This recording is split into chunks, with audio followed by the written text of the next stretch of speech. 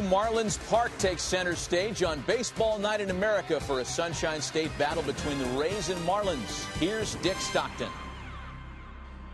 Welcome to Baseball Night in America on Fox. And we're at spanking new Marlins Park in Miami. And tonight it'll be the Tampa Bay Rays against the Miami Marlins in the continuation of this Interleague Citrus Series.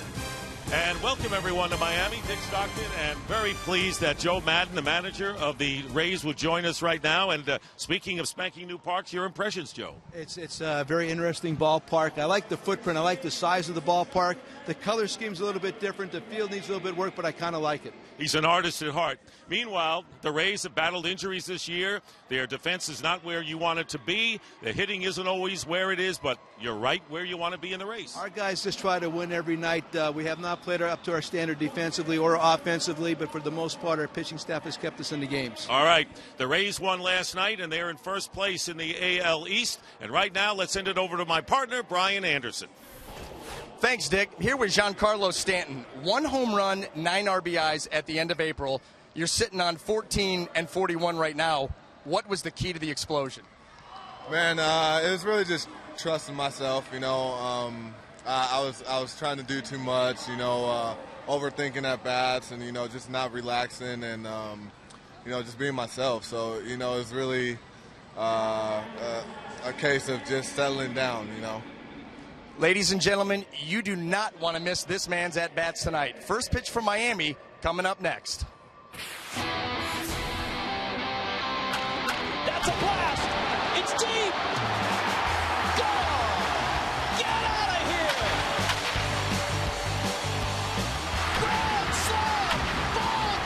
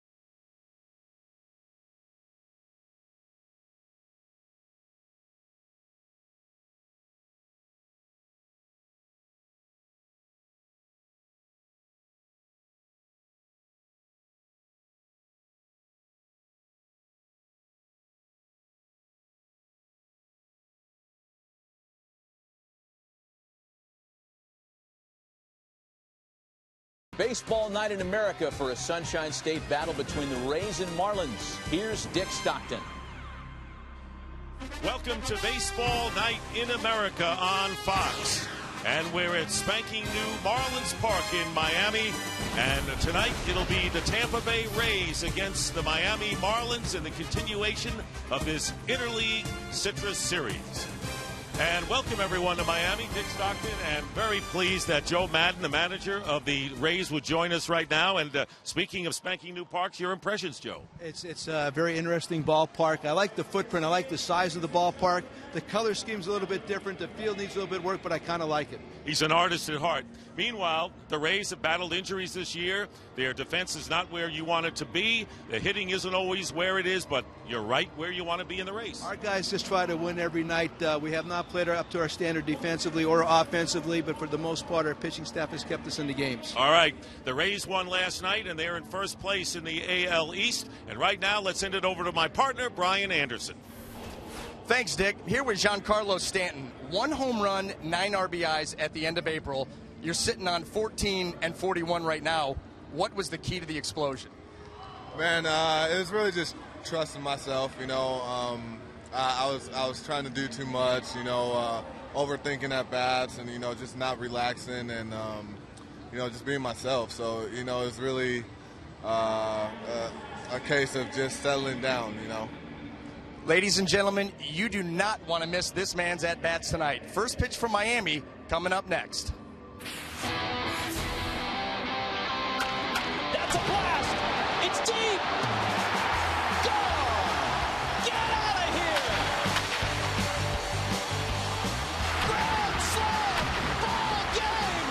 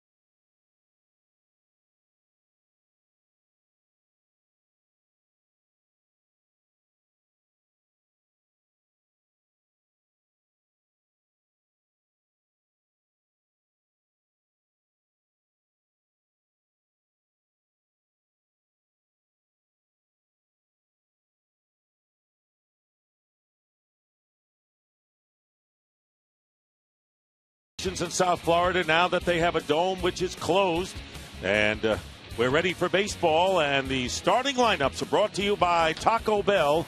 Sometimes you gotta live Moss. For the Rays, Will Rhymes will lead off at third.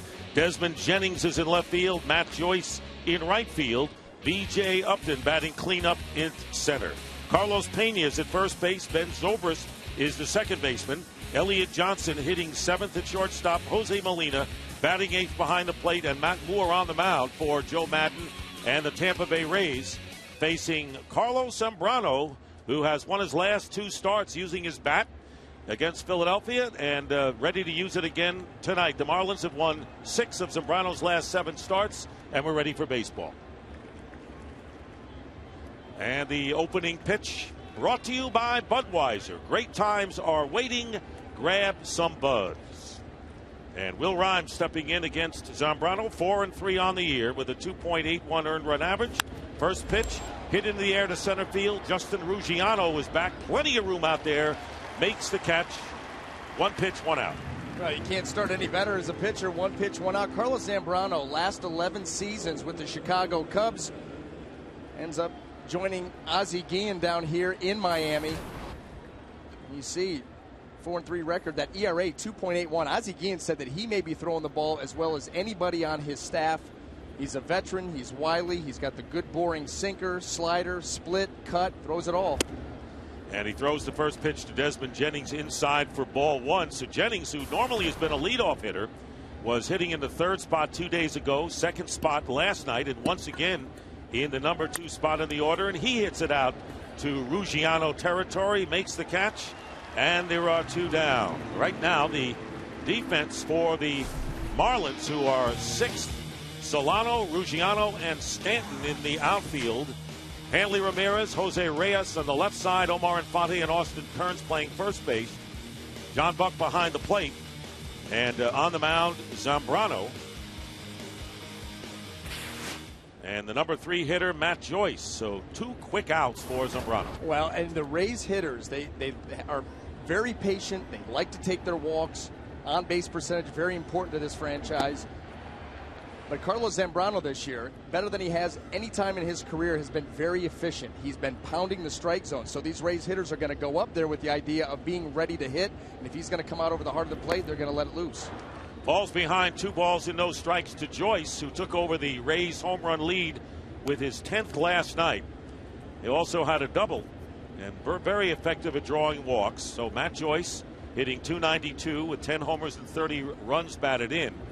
And the pitch is hit foul down the first base side, and the count now is 2 balls and 1 strike in the National League East, and it's been really tight, as you can see the standings. Washington won, beating Boston once again 4-2, and the Mets 3 games out. Miami now 3.5 out after the Nationals won today, and the Phillies bringing up the rear. They're right now in a tie game with the Orioles in extra frames, 4-4 against Baltimore. And the only team in that division with a losing record are the Philadelphia Phillies. But would you ever go up there and take them for granted? Take them lightly? No chance. Ruggiano going back deep and a long run. And you can do that here. So all 3 Rays hitters hit it to Justin Ruggiano in center field. A 1-2-3 inning for Carlos Zambrano. The Rays don't score, and the Marlins coming up.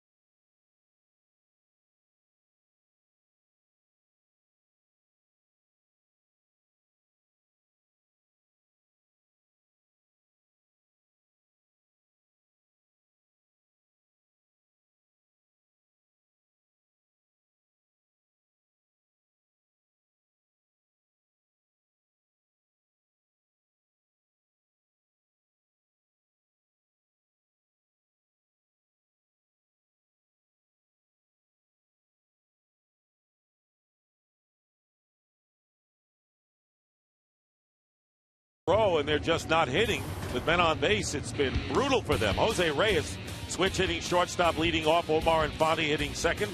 Hanley Ramirez in the third spot, and Giancarlo Stanton batting cleanup.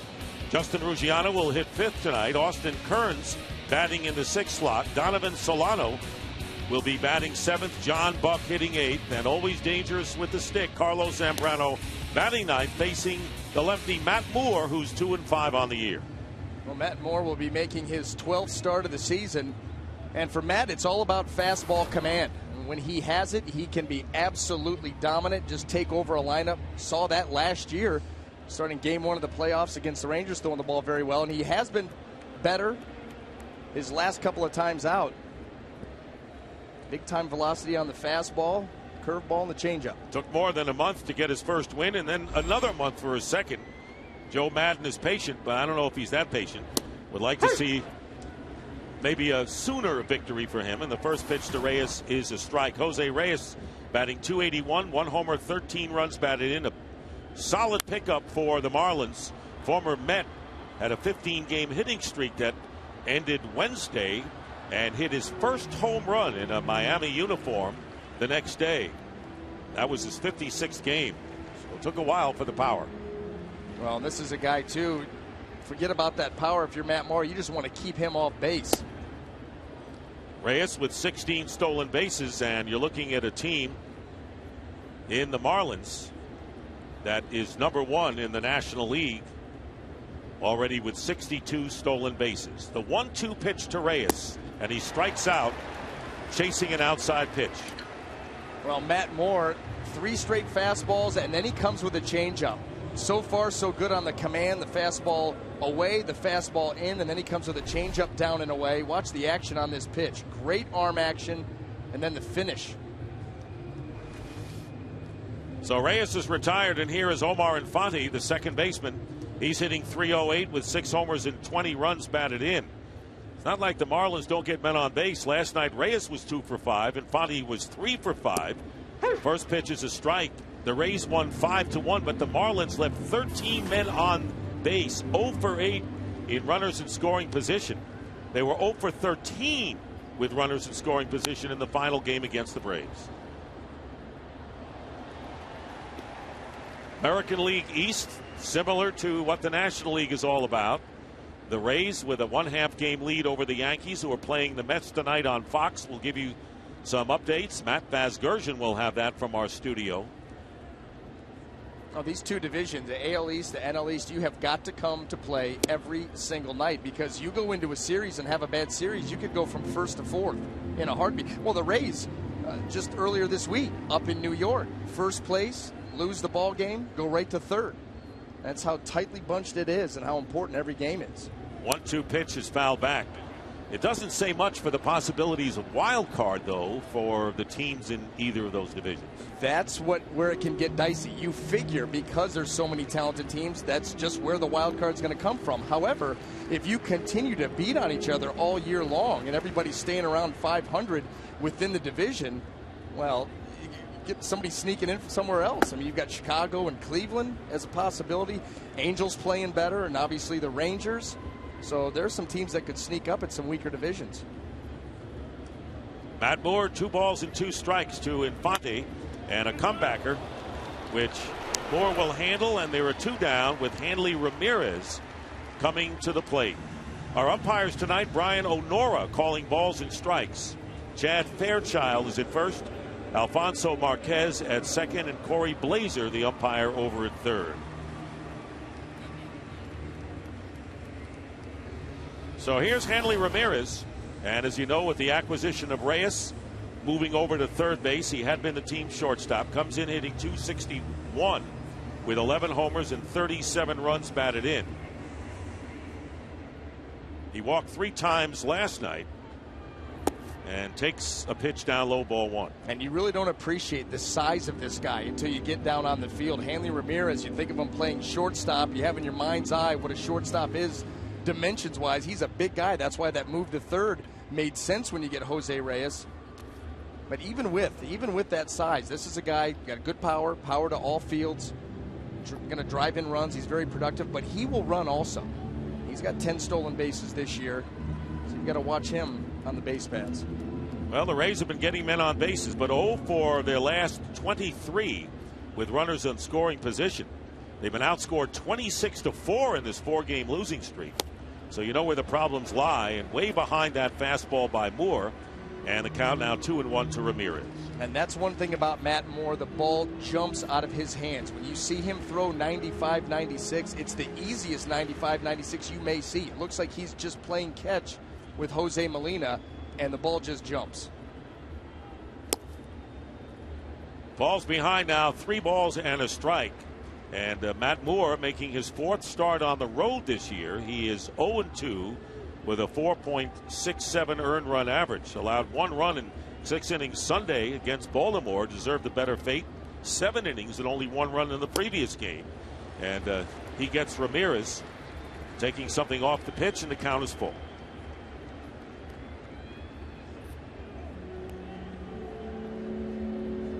Two down, nobody on. Infield and outfield playing basically straight away for Ramirez, although Pena a little wide of first base.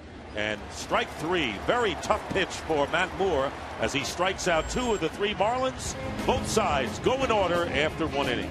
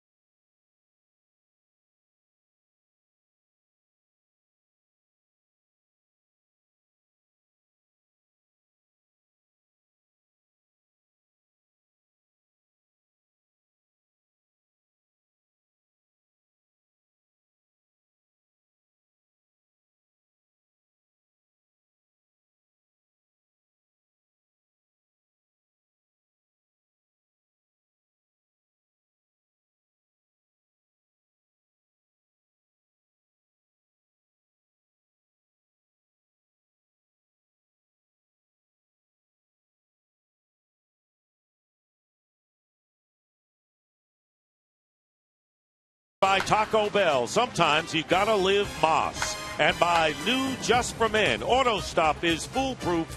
Gray is over.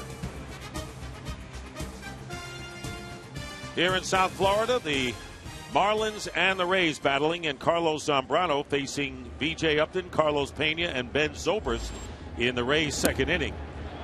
Strike 1 to Upton, hitting .278, has 4 homers, has knocked in 21 runs, and hasn't done badly at all in the cleanup spot as of late. RBI single knocking in the first run last night. That moves him away from the plate. 1-1 the count. Well, that's one thing that Joe Madden is not afraid to do, is to tinker with the lineup.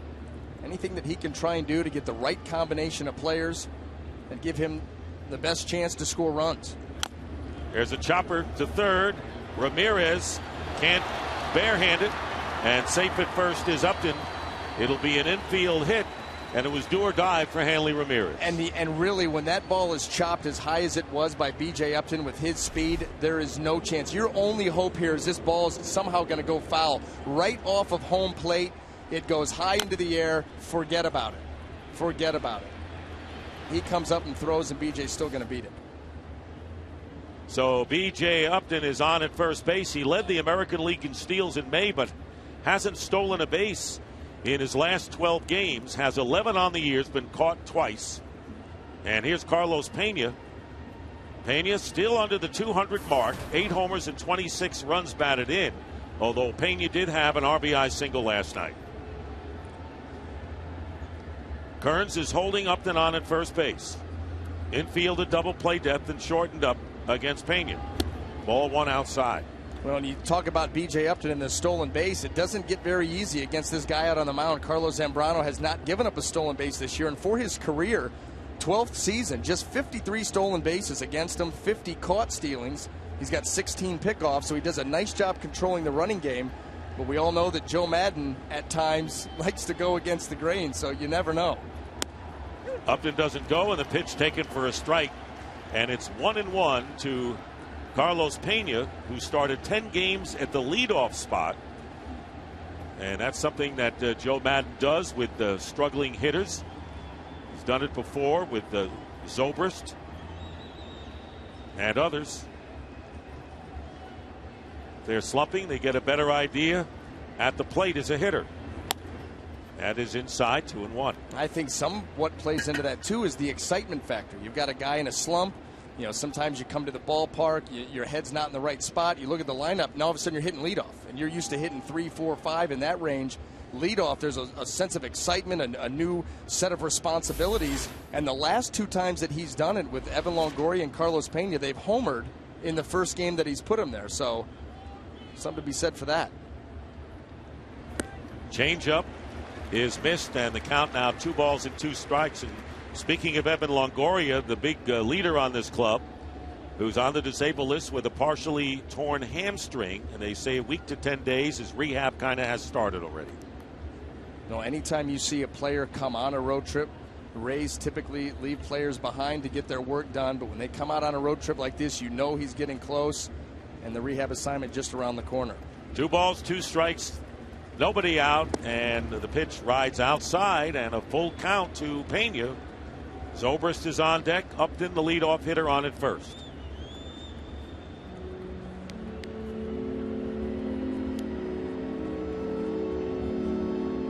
Ozzie Guillen coming over from the American League Chicago White Sox. And of course has been a longtime resident of South Florida. Upton doesn't go, and the pitch high and outside, ball 4. And runners at first and second, nobody out as Pena draws a walk. Right now, let's go to Matt Vasgersian at MLB Network for a DirecTV game break.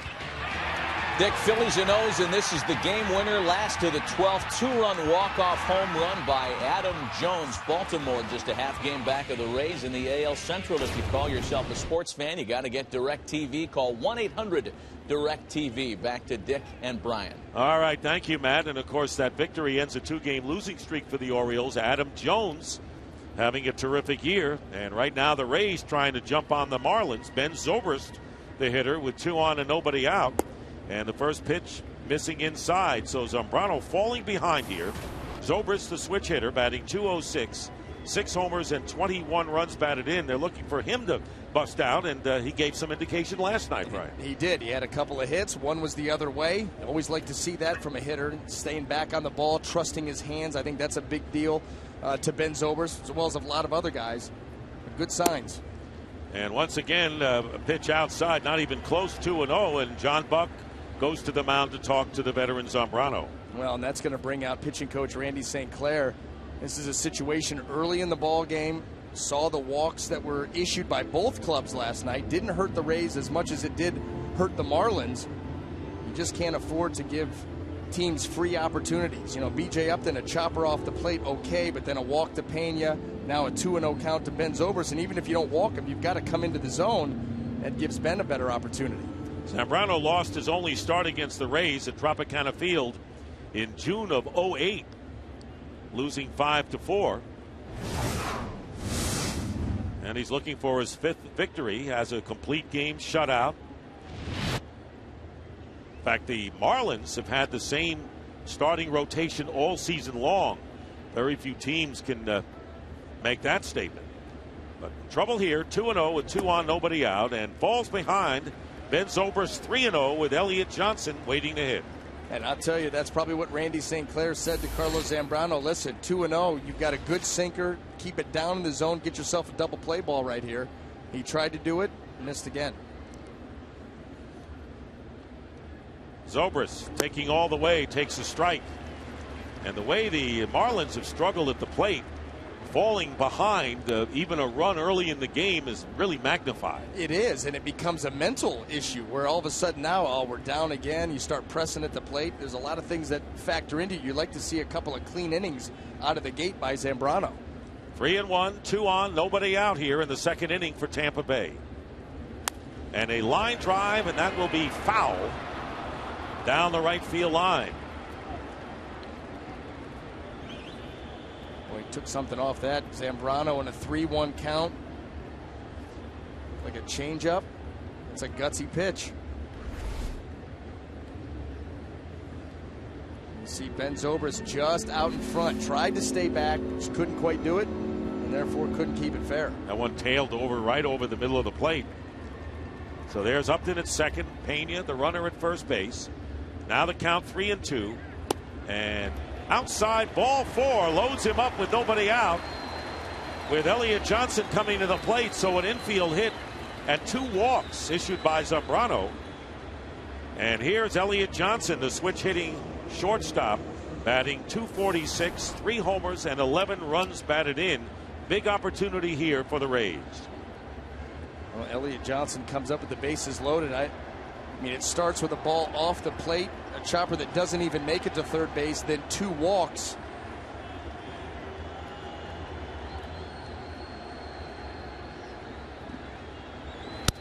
And a looper into right field. It'll be a base hit. Upton will score easily. Carlos Pena going to third. The throw is cut off. The throw not made at first. And Elliott Johnson with a base hit, giving the Rays a 1-0 lead.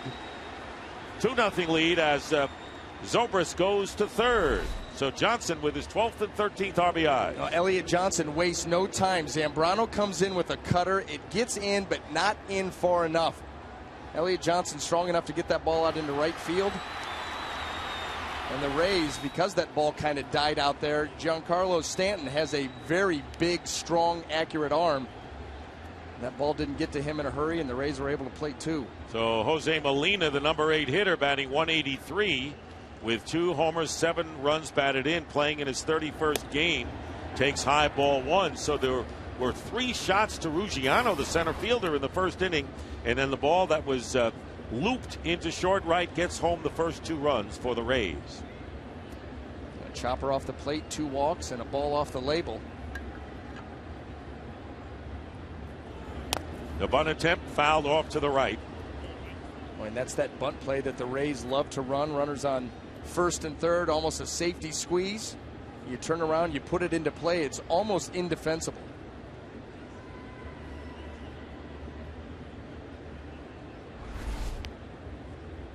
And this is how it works. You get a nice secondary lead when you see that ball down on the ground. I mean, you see the Marlins defense. If it was not Carlos Zambrano, nobody else was going to be able to make a play on that. Rays would have picked up another run. Way outside, and the count 2 balls and a strike to Molina. Now the difference between the safety squeeze and the suicide squeeze, no delay. The runner at third, Zobrist, would have started heading in on the pitch. As soon as you see that pitcher clear and head to the plate, you are off to the races. 2-1, still nobody out here. And there's a shot to right field, and that'll drop for a hit. Zobrist will score. They'll hold Johnson at third. So the first 5 batters reach base against Carlos Zambrano here in the second inning, and it's 3-0 Rays, and for Molina, his 8th RBI of the year. So this is the danger of constantly falling behind. You've got to come out over the plate, and Jose Molina just waits back on that pitch and shoots it out into right field. Watch that ball come in. Doesn't try to do too much with it, just picks up a single and an RBI. And now Matt Moore is the batter, batting tonight for the first time as a professional, taking outside ball 1. Now, when the Rays had batting practice in Baltimore a couple of weeks ago, he led the staff with 5 batting practice home runs. So that may give him a little confidence here. Well, Matt Moore does have a nice swing, and these Rays pitchers take their hitting very seriously, as I'm sure the Marlins pitchers do also. It's a way to help yourself. When you're out there pitching, now you're part of the lineup. You've got to say offensively now. So some notes about Matt Moore as the count 2 balls and no strikes, time called, and he meets with Tom Foley, the third base coach. Does everything left-handed except golf. That's a kind of common thing for a lot of lefties. They play golf righty. I know Jim Cott, the former great southpaw. I know one of the pitchers who pitched for 13 years in the big leagues, Brian Anderson. That's because you can't find left-handed clubs. You've got to make the adjustment. Well, you can. If you got to scour the pro shop a little bit. There's the bunt, and it's a good one. The run's going to score, and so the squeeze put down by Matt Moore works perfectly. He's out at first, and Molina goes to second, and the Rays have another run. Well, and that Rays dugout goes crazy because that's their signature play. And Matt Moore comes up there, gets the cutter in, and drops it down, keeps it fair right up the first base line.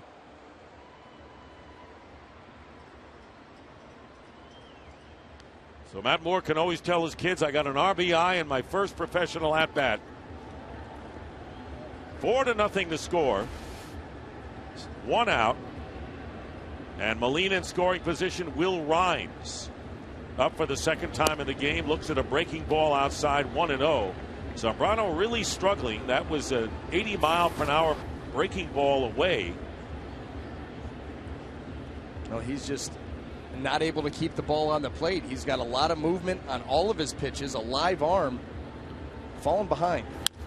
And a shot hit to Reyes at shortstop. The throw low but dug out by Kearns for out number 2 as Molina advances to third. So Rhymes is retired and Desmond Jennings will come to the plate.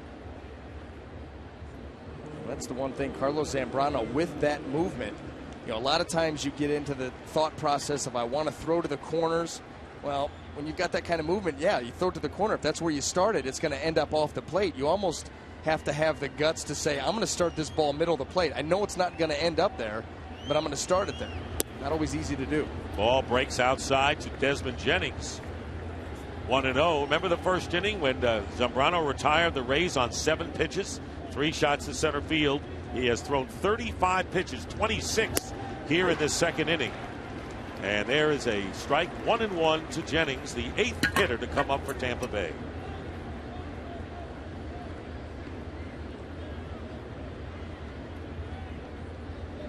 Took something off that breaking ball. 2-1 now. It just goes to show you when you are walking hitters and putting them on base, you're going to run your pitch count up like we see right there, 35 already, and give the other team opportunity to score runs, and that's what the Rays have done. Fastball and a strike. 2 balls, 2 strikes. So Carlos Zambrano looking for his 3rd straight win, laboring here after a quick 1-2-3 inning. Fell behind hitters and finds the Marlins trailing by 4 runs. There's a shot off the glove of Kearns, trying to crawl there. The throw to Zambrano gets away, and safe at first base is Desmond Jennings. And coming around is Molina with the 5th run here in the first. And that run goes on Carlos Zambrano. That was a shot to the right side. He never got off the mound. Line drive, Kearns dives. Look at Zambrano just standing there expecting that ball to be caught. When he realizes it's not, then he takes off. No chance to beat Desmond Jennings to the bag. You've got to be on your way over there right now, and he wasn't. And even if he catches that ball, Jennings beats him. That's a pitcher not doing his job. Kearns, you knew he was going to catch up to that ball the way he was crawling after it, and so it'll be a RBI for Desmond Jennings. 5-0, and now Matt Joyce, who hit a line shot deep to center field to end the first inning, batting here in the second as the Rays have batted around, leading 5-0. Strike 1. Only the 4th time that Zambrano has gotten the first pitch over for a strike. You know, and the thing about it is, too, it's not like he's going to be able to break on the pitch and the contact because the ball was hit so hard. But once you see it go to the right side, you've got to start drifting that way. You can't stay on the mound. You can't assume that Austin Kearns is going to catch that baseball. You'd love him to, but you can't assume it. And once you do, that's exactly what can happen. And it wasn't just that, you had a runner reach base there, Desmond Jennings, a run scored. Costly.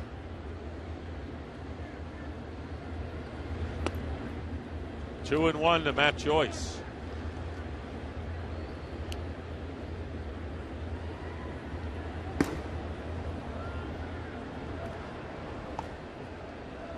Chad Godin is warming up in the bullpen for Miami. 3 balls and a strike. Zambrano just doesn't have it. 34 pitches in this inning. No, he's really fighting himself. And when you ask around the league, what's the one thing about Carlos Zambrano? They talk about repeating his delivery. Right now, he's not been able to do that. Count is full now, 3-2 to Matt Joyce. One of the things about Carlos Zambrano, who had really a rocky tenure in Chicago, did not leave under really pleasant conditions, is that he has been happy here. Ozzie Guillen telling us before the game he's happy, he's comfortable here in South Florida. Turned 31 on June the 1st. There goes the runner, and Joyce strikes out, and that'll do it. But the Rays bat around and get 5 runs on 4 hits in the middle of the second inning. The Rays over the Marlins 5-0.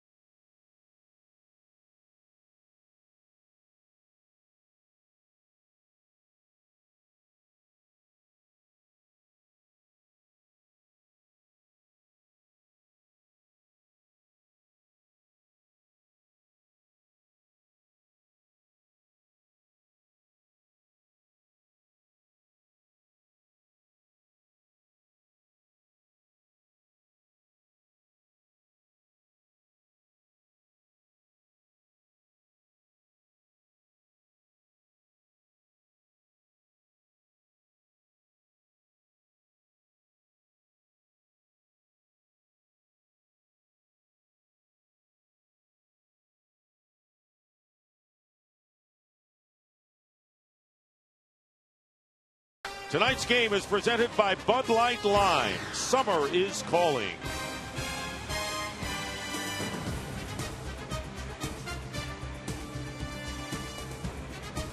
Carlos Zambrano, after throwing 36 pitches in that second inning. And the Marlins trail 5-0, and they'll send Giancarlo Stanton hitting .291, 14 homers, 41 runs batted in. You talked to him at the top of our telecast. What was your feeling being right next to him? NFL tight end, defensive end. I mean, he come walking out of the dugout, and I'm like, please let us sit down. I'm not going to stand next to this guy. It's embarrassing. That's what I used to say when I worked with Bill Russell.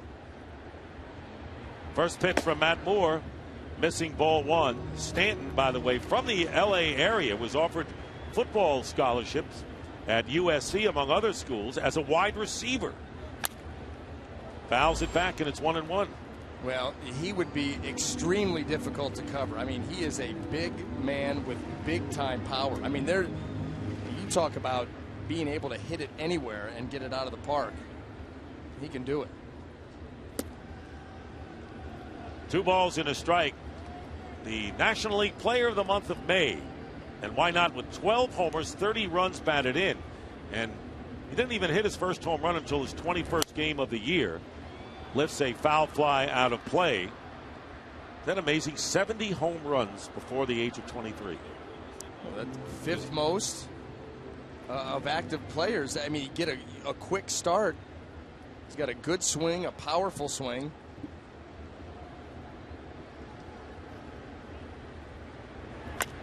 And that'll be a fair ball down the right field line. He cued that off the end of the bat on his way to second. Matt Joyce takes some time getting it back, and Stanton is in with a leadoff double here in the 2nd inning, the first hit of the game for the Marlins. And right now, let's send it to Matt Vasgersian at MLB Network for a DirecTV game break. Dick and Brian, Mets and Yankees. Derek Jeter snapped an 0 for 17 with a base hit, and Alex Rodriguez drove him in. The Yankees are 13-0 when A-Rod has an RBI. Back to Giancarlo Stanton and Brian Anderson. Well, I'm not quite as big as he is, but there's A-Rod, 5th most all-time career home runs, and the Rays trying to protect a half-game lead over the Yankees. They're leading 5-0. Here's Justin Ruggiano, who the Marlins like very much since his acquisition from Houston. Very aggressive, as you saw that on the first swing. 5 for 15 since joining the club with a home run. Off to a quick start. Former Ray coming back, facing a lot of former teammates. You know he wants to do well. Love to knock this run in. Been with the Rays for parts of 3 seasons and takes inside 1-1. This is his 9th game since joining the Marlins. So the Marlins 1 for 28 with runners in scoring position the last 4 games. They've left 24 on base the last 2, and the beat goes on. This is a club that has lost 4 in a row, and June has not been a kind month to Miami. 2-5 so far in this month. They were 5-23 last year in June, and that really knocked them out of any hopes. Getting a piece at the plate, and it's now 2-2 to Ruggiano, followed by Austin Kearns. And that comes on the heels of what they were able to do in May. I mean, off to a slow start. April, this Miami ball club, 8-14. They were 6 games back, and then they go on a tear in the month of May. 21-8, most wins in any month in the history of the franchise. Climb right back. They were just a half a game out when June started. 3-2 to Ruggiano, and then they were swept by the Atlanta Braves. So it's amazing how the ebb and flow, and of course the Rays have experienced the same kind of situation. They had lost 6 of 9 before winning their last 2 games, and ball 4 outside. Ruggiano draws a walk, and runners at first and second, nobody out, and Austin Kearns coming up. And time now for tonight's 4 keys to the game. Well, for the Rays, pitching. And you think about the struggles that they've had offensively, near the bottom in batting average, middle of the pack on base percentage, but they're not scoring a lot of runs. And defensively, they haven't been where Joe Madden would like them. The reason that they're still at the top of the heap in the American League East is all about the pitching, whether it be the starters or the bullpen.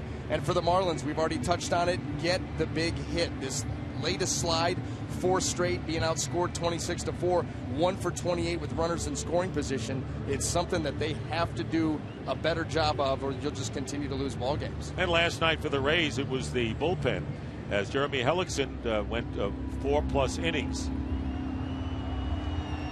And their relievers, 4 of them, worked 4 2/3, giving 2 hits, and Burke Badenhop getting the double play that was big. So Jim Hickey, again out to the mound, goes back to the dugout, and here comes Austin Kearns with runners at first and second. So a chance for the Marlins to quickly jump back in this.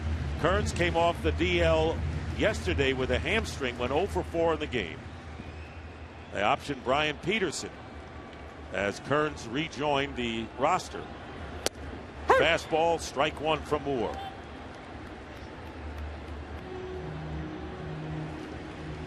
And Moore, by the way, rested 20 minutes while the Rays got 5 runs in the second. After a 16-pitch first inning, ground ball hit to Zobrist, flips over to Johnson, and the Rays turn the double play.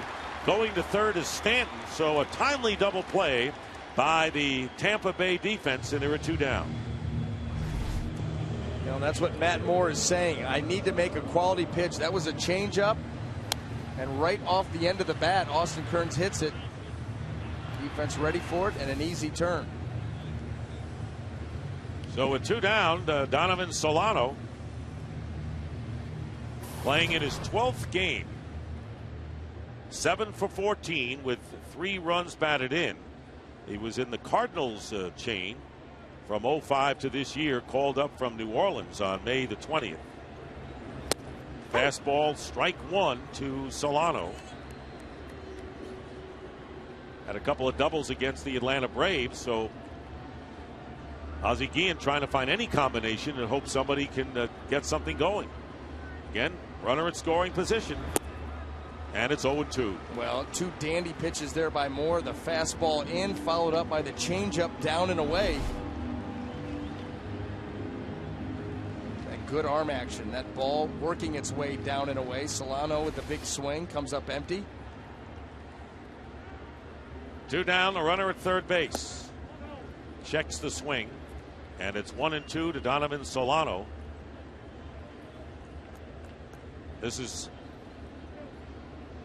the second of 6 games that these teams will play over the next 10 days, as we're right in the thick of interleague action. Last year, the Rays beat the Marlins, taking 4 out of 6. Count remains 1-2.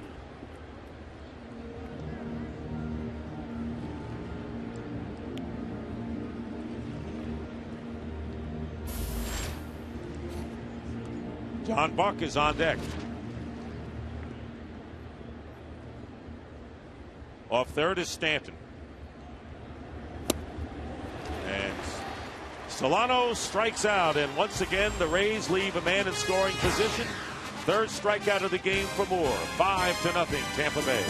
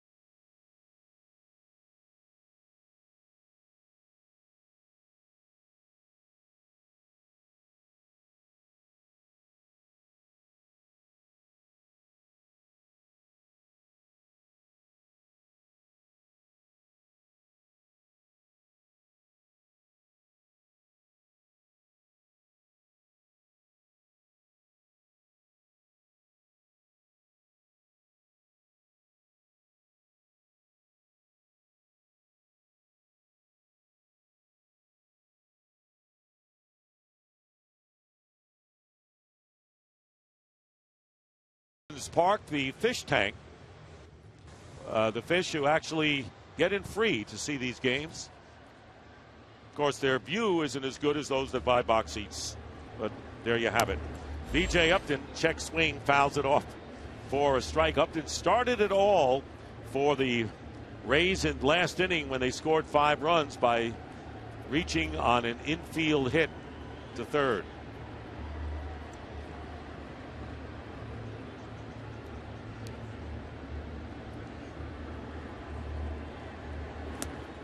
Breaking ball, and it's 1-1 to Upton. Carlos Zambrano, first season with the Marlins after 11 campaigns with the Cubs. Acquired for Chris Volstad.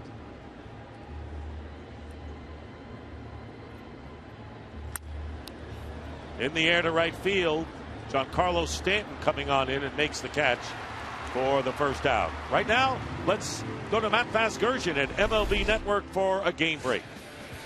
Guys, Indians and Cardinals. St. Louis has dropped 7 of their last 10. Carlos Beltran has gotten them off to a better start tonight. His National League leading 17th home run of the season. The Cardinals on top early. If you call yourself a sports fan, you got to get DirecTV. Call 1-800-DirecTV. Back to Dick and Brian. All right, Matt, thank you very much. And the Indians coming in a half a game behind the White Sox in the AL Central. There you see Beltran, the home run leader in the National League with 17. And a call strike to Carlos Pena, who walked and came around and scored last inning.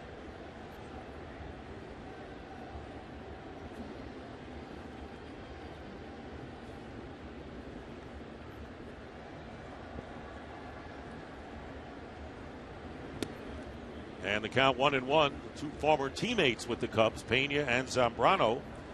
Pena, of course, the Rays' all-time home run leader. Those are always interesting battles. Guys know each other very, very well.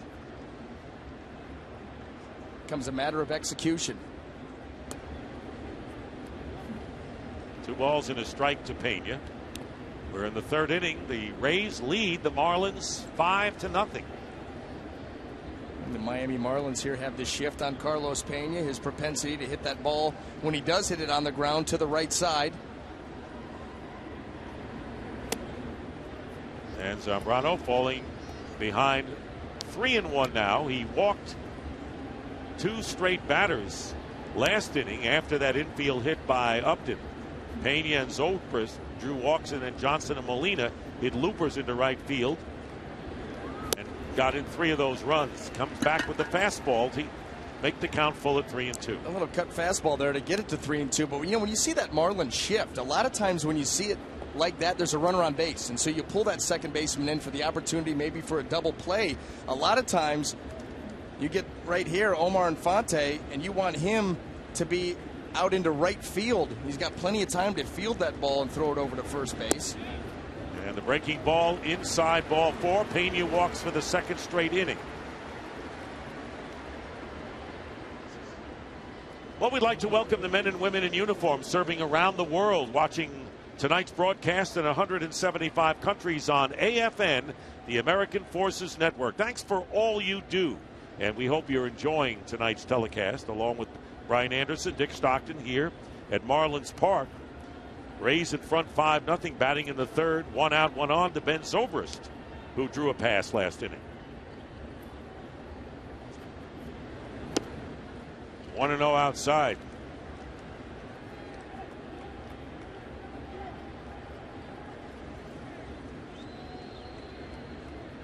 Zobrist, even with his 2 hits yesterday, hitting well under 200 in his last 20 games. And it's now 2-0.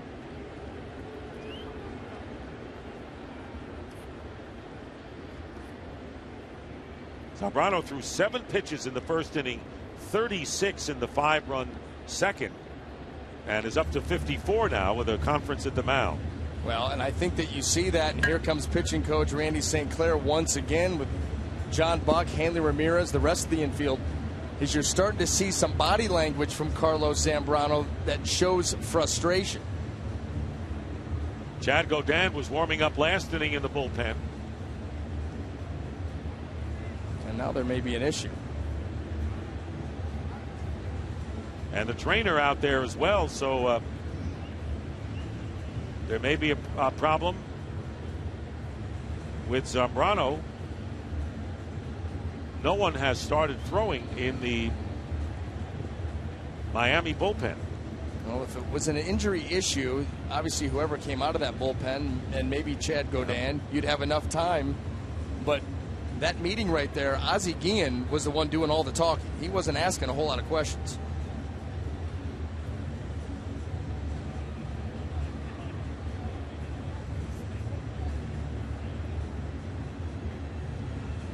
We'd love to have a transcript of what was said in that meeting.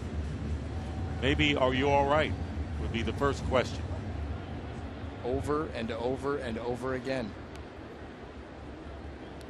2-0 is the count to Ben Zobrist. 3-0.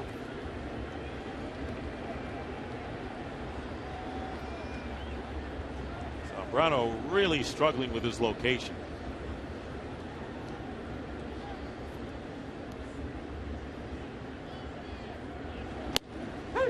And 1 now to Zobrist.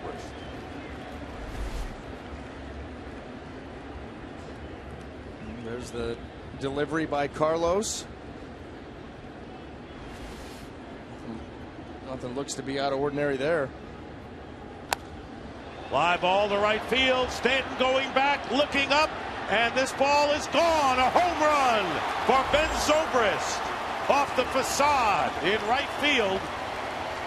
And the Rays scored twice more and lead it 7-0 for Zobrist, his 7th home run of the year.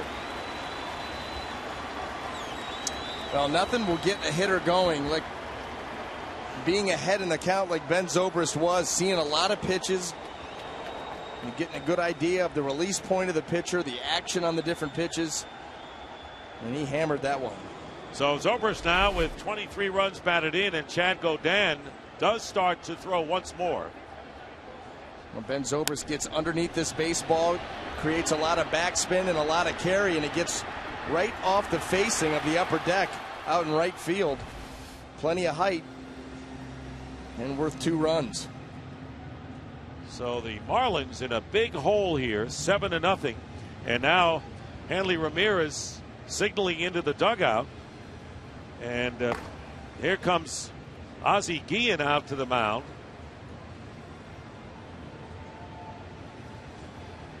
And if there's a problem, trainer coming out as well, if there's a problem, Godin will have as much time as he needs to come in. Of course, this is the second time they've been out to the mound.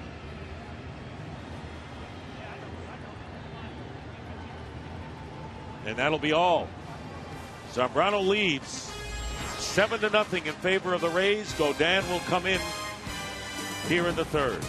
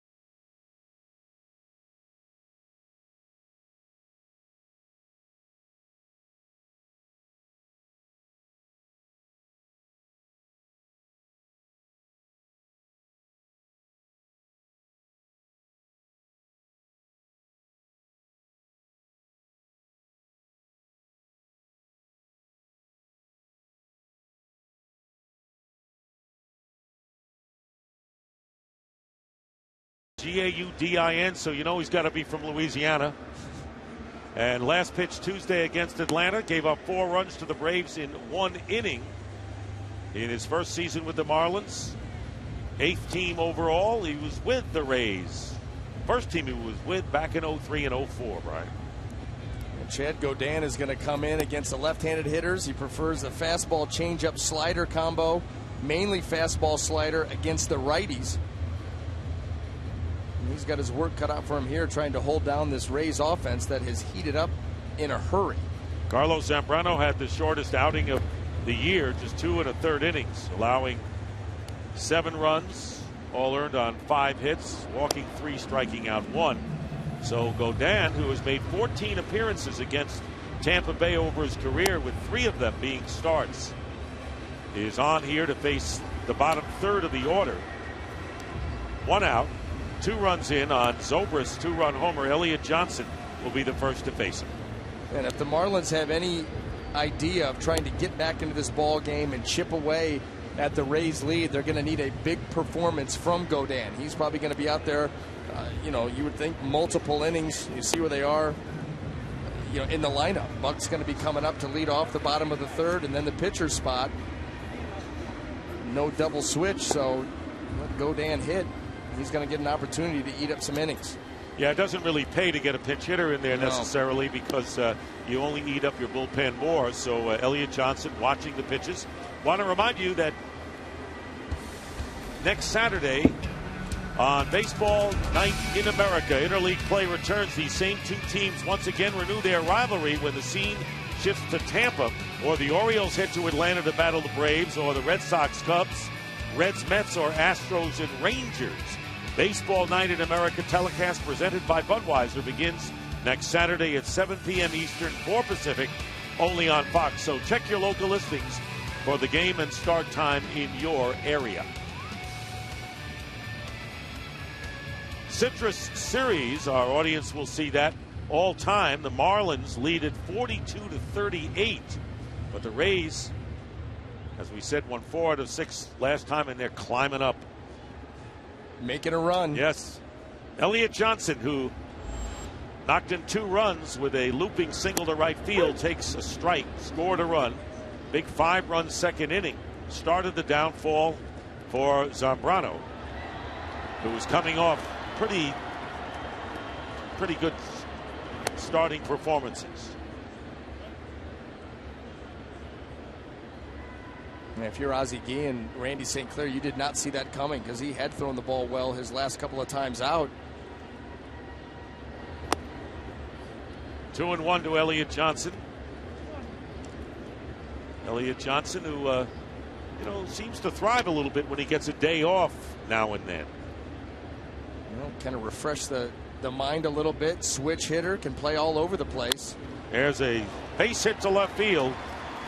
Taking the pitch and going the opposite way is Johnson, so he's 2 for 2. So Gaudin giving up a hit to Johnson. Now will be facing the veteran catcher Jose Molina.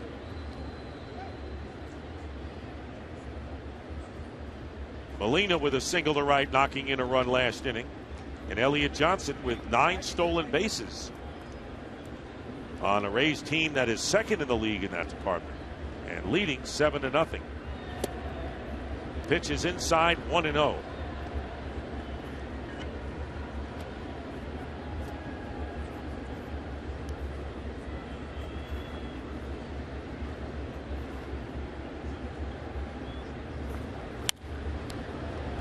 Pop up down the right field line and drifting out of play.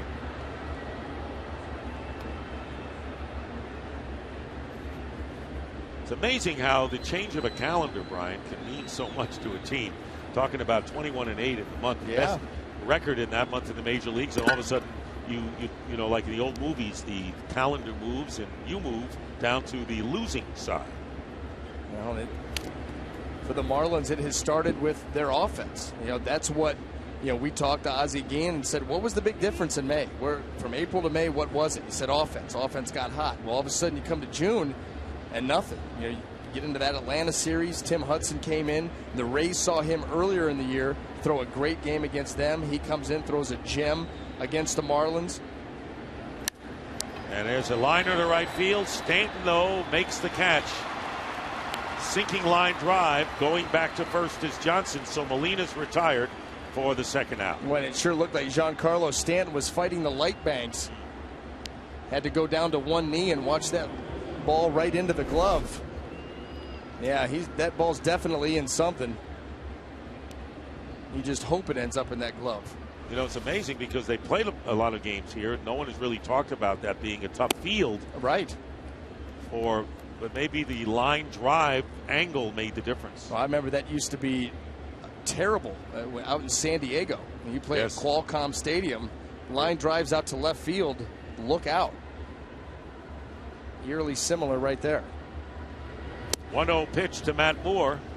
Matt Moore, his first time up, grounded out to first base on a bunt attempt and got an RBI, knocking in the fourth run of the inning. There is Elliott Johnson on at first base with 2 down, 2 runs in for the Rays, adding to their 5-run output in the second inning.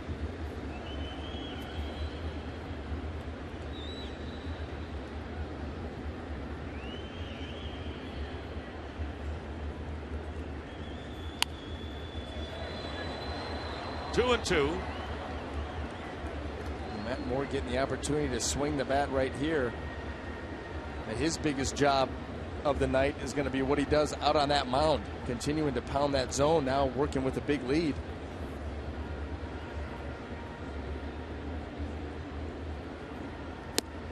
And the fastball, Moore goes down, and that'll do it. But Ben Zobrist's 2-run homer adds to the Rays' lead. It's 7-0 in the middle of the third.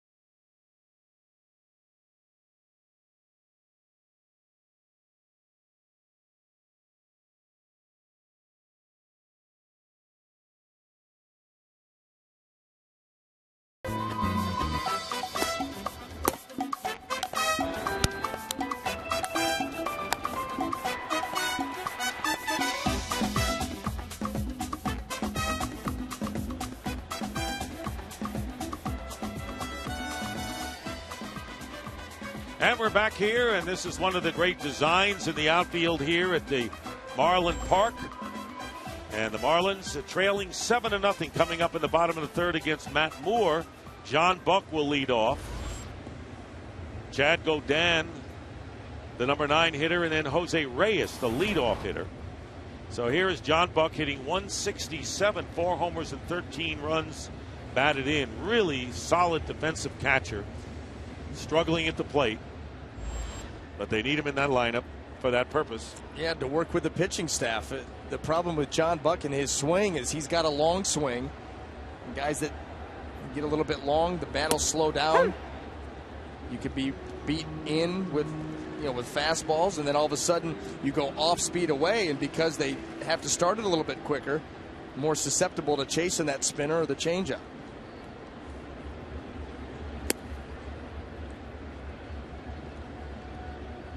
One ball and 1 strike after that 95 mile an hour.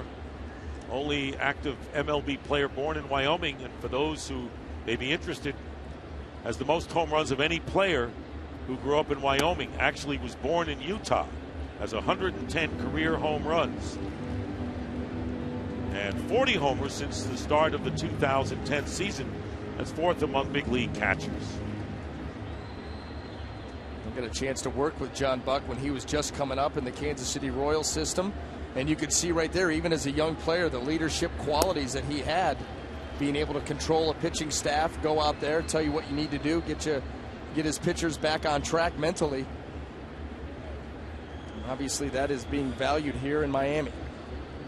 Again, a 95 mile an hour fastball, 2-2 to John Buck, and foul tipped into the glove of Jose Molina, and Buck goes down. That is the 4th strikeout here in the 3rd inning. Now time for a game break. Here's Matt Vasgersian. Dick, after being on the bad end of the combined no-hitter last night, the Dodgers jumped on Jason Vargas early in Seattle tonight. Jerry Hairston's 3-run shot in the first, a part of a 5-0 LA lead. Back to Dick and Brian. All right, thank you, Matt. So the Dodgers coming back, and running up to bunt and missing is Godin, and it's strike 1. And Joe Madden telling us that if Moore's throwing about 95, that's a great sign with his fastball. Sets everything else up. It absolutely does, especially when he's able to locate it. Where Matt Moore has gotten into trouble with the fastball command is leaving a lot of pitches arm side high, which means he's not getting that good extension out in front. Tonight so far, he has been getting that, and when he gets the extension out in front, and guess what? The curveball, the changeup follow suit. And Godin goes down, and that is strikeout number 5. So 3 straight strikeouts for Matt Moore, who came in with 31 walks, 62 Ks. Well, Chad Godin had it right the first time. Not easy facing Matt Moore in that easy gas, trying to bunt, couldn't do it. See what happens when you try to swing. You haven't seen 95 like that from a lefty. Jose Reyes struck out in the Marlins first. The switch hitter takes ball 1. I know all pitchers would like to have a comfortable lead early, but what about the concentration aspect of it? Well, you go out there with the mindset that it's still a 1-0 ball game, and you pitched. You can't change your approach. You can't go out there and just say, well, I got a 7-0 lead, I can't walk anybody, so I'm just going to throw the ball out over the heart of the plate. Big league hitters will make you pay for that. This Miami Marlin lineup will make you pay for that. So you have to go out there and continue to pitch. Don't change the game plan. Continue to attack just as if it was a 1-0 game.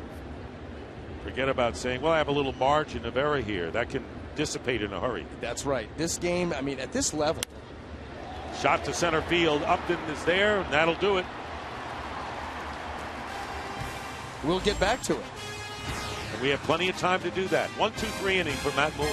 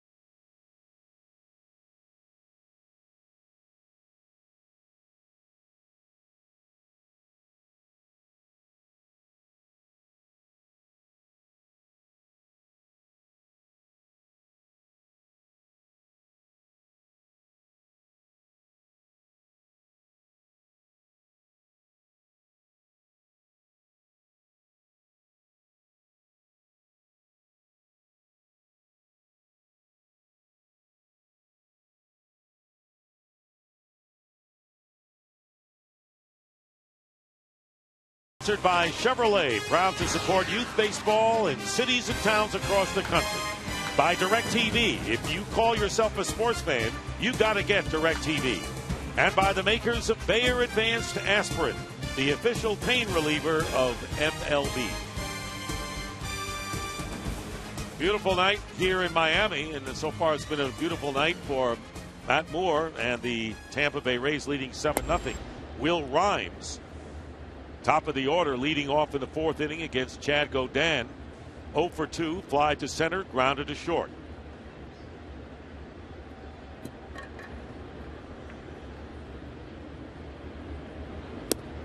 And a call strike. Friday was the first time that Will Rhymes was in the leadoff spot for the Rays. Was 1 for 5. Had a lot of playing time when he joined the roster earlier, and then was hit in the wrist by a pitch on May the 16th from Franklin Morales, and that set him back some. Well, and he got drilled. That ball hit him. It sounded like it came off the bat. Had a little episode down at first base coming off there. Blood rush to the head. Went down. I mean, George Hendrick down there had him in his arms as he collapsed on the field, just quick passed out. Scary. Yeah, it was very scary. Disturbing to watch, really. But he bounced back from that. He's a tough little player. He stands right up on the plate.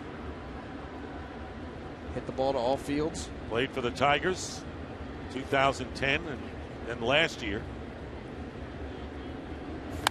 2-2 pitch hit in the air. Center field. Ruggiano going back and makes the catch.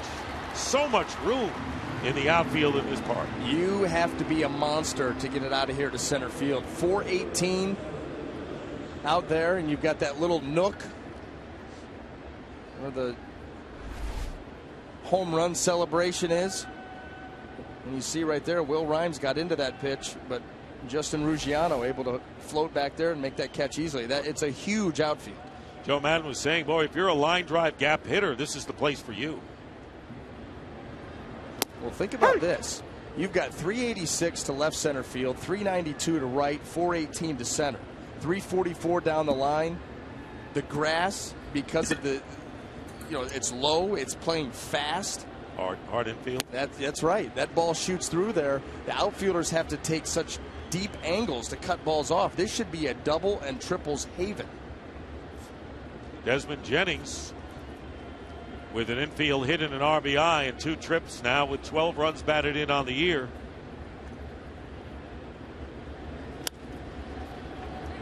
Fly ball, short right center field, and going out is Infante to make the catch. And interesting right there, because they're just going to hit on the fact that another interesting part of this ballpark is a lot of teams will come in, and because the outfield is so big, they play the outfielders deep. You've got the quick grass outfielders deep, so you get a lot of bloop shots that fall in. That's why you see, it's not necessarily a hitter's park as far as power numbers may go, but it's been a hitter's park as far as average, and that's one of the reasons why. Not only the quick infield, quick outfield, but balls fall in because the defense is so deep. Matt Joyce struck out his last time up, fly to center the first time, and takes a strike. 2 out here in the fourth inning. Rays were retired in order in the first inning, and then they batted around and scored 5 times in the second. Zobrist with a 2-run homer in the third. That's how they got their 7. There's a shot backhanded by Infante. The throw to first. Good play all the way around. Infante especially. He had a long way to go to his right. Throws out Matt Joyce in a 1-2-3 inning. Giancarlo Stanton will be up, but here's Infante's throw.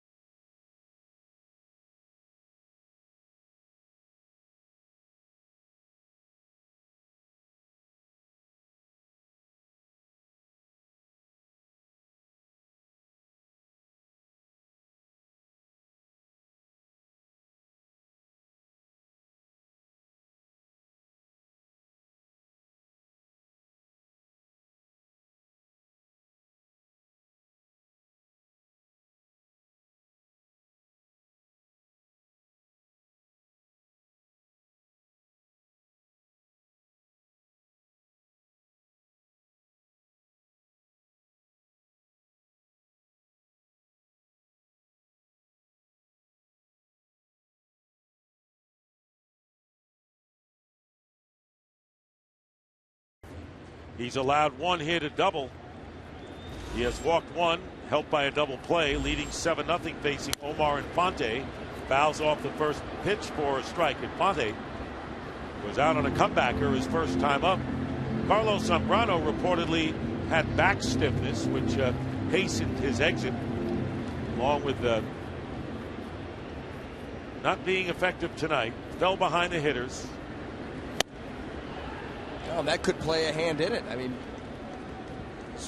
most people know any issue with the back affects everything that you do, and his inability to be in the strike zone when he's been so good at that during the course of this season. So efficient with his pitches, throwing a lot of strikes, not able to do that tonight. Tied directly to that back. It was unlike a characteristic of what he has done in his last two outings. 2 balls and a strike to Infante. And now it's 3-1 with Hanley Ramirez and Giancarlo Stanton to follow. There is Ramirez. You know, we talk about Matt Moore making sure that he's out there pitching like it's a 1-0 game. When you do get into counts like this, you got to go right after the hitter and trust that big fastball. Pop up down the right field line, and Pena makes the catch in foul territory to retire Infante with the first out, bringing Hanley Ramirez up to the plate. This July, don't miss the biggest event of the summer as baseball's greatest stars battle for home field advantage in the Fall Classic. The road to the World Series begins with the 2012 MLB All-Star Game Tuesday, July 10th at 7:30 p.m. Eastern, 4:30 Pacific on Fox. Kansas City gets the All-Star Game. Great to see it in the Midlands of this country. Got a chance to play out there before they refurbished the stadium and loved it out there. And now, with that stadium the way it is, absolutely gorgeous. Hanley Ramirez takes a fastball, 96 miles an hour. Ball 1 to Ramirez, who struck out his first time up. Of course, you want to talk about an extra base hit, gap hitter's delight. On artificial turf, Kansas City led the league there. Well, and I got a chance to see it way back in the day with that artificial turf. And you talk to some of the old players, George Brett and Frank White. And Willie Wilson? Yeah, they talk about how hot it would get on that turf, standing in, tins of ice in between innings. Yeah, but the waterfall would cool you off, wouldn't it? That was after the game. That was after the game. On deck is Stanton, who has the only hit for the Marlins.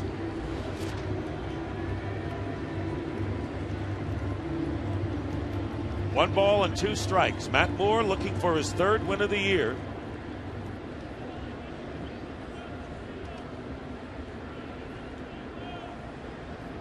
Part of a potent starting staff. And strike 3, and Hanley Ramirez goes down for the second time. That's the 6th strikeout for Moore, and there are 2 down. Well, Giancarlo Stanton, you talked about how big he was and how far he could hit it. How about this home run off of Jamie Moyer? A grand slam home run measured at 462 feet and temporarily knocked out some lights in the left field video board at Marlins Park. Marlins won the game 7-4. He's got that kind of power as he misses the first pitch. He absolutely does. I mean, he took out panels in the scoreboard down the left field line. And if you see it here at the park, it's 344 down the line. Then they have the sign above it, the 401 up above that. I mean, that is a monster shot. He hit one the other night here right down the right field line that had to be reviewed.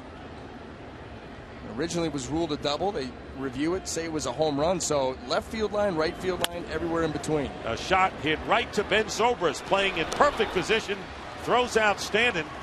And so Stanton, who has the only Marlin hit with a leadoff double in the second, is retired. 7-0. Rays, and we go to the 5th.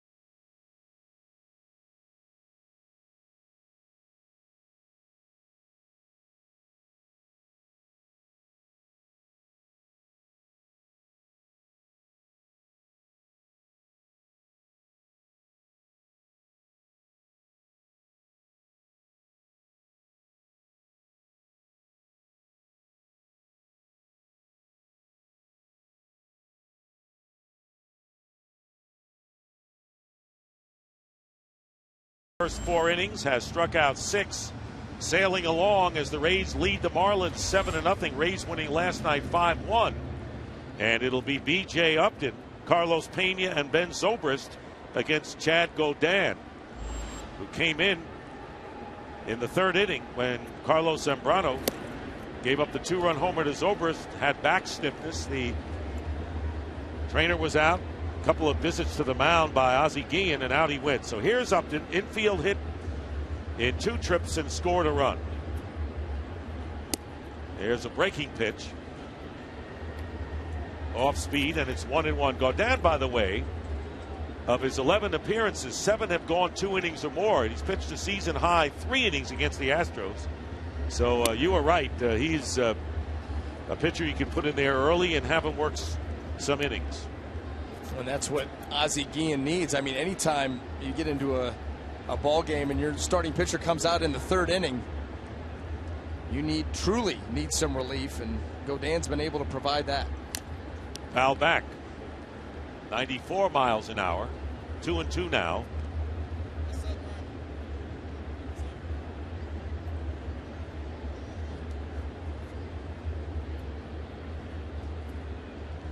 B.J. Upton had a 10-game hitting streak in May. There's a breaking ball, and came off, played his first game after a back injury, and the Rays had struggled early in the year, and they went on a tear that coincided with B.J. Upton coming back to the club early. Gets jammed, popped up to the right side, and John Buck sheds the mask and makes the catch for out number 1. Well, this is the Clevelander, the original Clevelander as it was known on Ocean Drive here in South Florida, 60 years old. And here is the Clevelander here, where all sorts of entertainment and fun go on. And taking the name from the old name in Miami. And there's a look from the Clevelander. You can get some food, swimming pool, dancers. You name it. They got it. The Clevelander. Lots of fun to be had out in left center field. Now, if you had a day off, you come here and you go out to the Clevelander and, watch the stuff going on. What a question. There's no doubt. Oh, I said you would. I wouldn't even ask you. You would come out, wouldn't you? You'd be there. May hit there after the game. I mean, who knows? On the walk to the car. That's right. Carlos Pena, 0-1 to Pena, who has walked twice and has scored 2 of the 7 runs. And Godin is ahead of him, 2 strikes. So many interesting features to this ballpark, Brian, that take us several innings just to show them and delve into them. There's a lot going on. 1-2 now to Pena. I don't know what they're exactly calling that out, near center field, where that right there, that sculpture, the moving sculpture. You've got the Clevelander, you've got the fish tank, the windows, the retractable roof. Shot to left center field, and it will drop in front of Donovan Solano. Pena, who has been aboard now 3 times, 2 walks, and now a single. Hit number 7 for the Rays, and it will bring up Ben Zobrist. Zobrist with a 2-run blast off the facade in right field. Carlos Pena just reaching out. That ball had just enough elevation to it that he was able to get it airborne and drop that out into left center field. So maybe the indications are Zobrist is busting out of his slump. Now with his 7th home run, 23 runs batted in. He walked his first time up and takes down low for ball 1. Well, so much of this game is confidence, whether it be from a pitcher's standpoint, hitter's standpoint, out in the field. Ben Zobrist had to feel pretty good about a couple of hits last night, and then home run, of course. 2-0 as Godin falls behind. Godin came in the game after Zobrist hit the 2-run homer in a lengthy meeting at the mounds. Zambrano came out of the game. Elliott Johnson singled. and then go down at the last 2 outs of the inning, retire the Rays in order in the 4th, got the first hitter here in Upton before Pena got his base hit. Now it's 2-1 to Zobrist. Brent Zobrist has a very level swing. He keeps it in the strike zone for a long time. He wants to see a pitch elevated that he can drive. Godin wants something down that he can roll over and get a ground ball double play. And a fly ball to right field. Stanton going back on the warning track. Stanton leaps, and it's going to be a home run. Second in a row for Ben Zobrist. And the Rays now lead it 9-0. Ben Zobrist,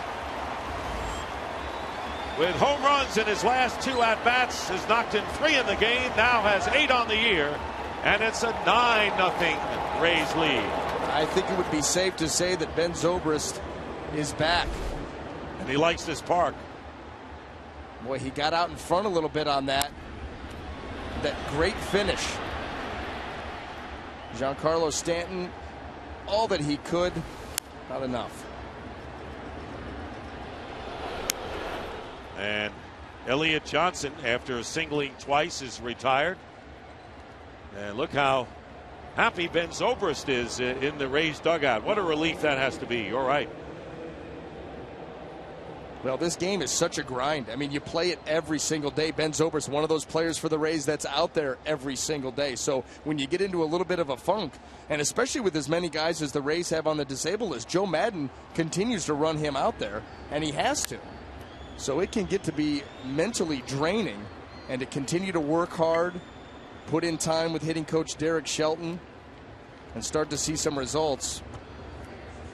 And how long has it been since Joe Madden and the Rays, at least to this point, had a breather of a game?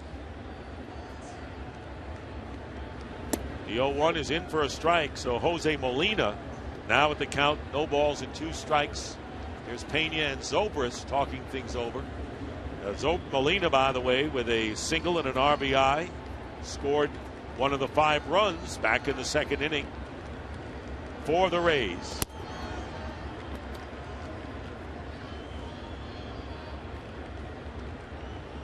So 9-0 is the score. Yankees were winning. The Orioles won in 12 innings over the Phillies, 6-4, and foul tipped into the glove of Buck. And that'll be a strikeout, and that will end the 5th inning. But Ben Zobrist, who has really come on and crushed Marlins pitchers, first against Zambrano, 2-run homer in the 3rd, and then against Chad Godin, a 2-run homer again in the 5th. 4 runs batted in for Zobrist, 9-0.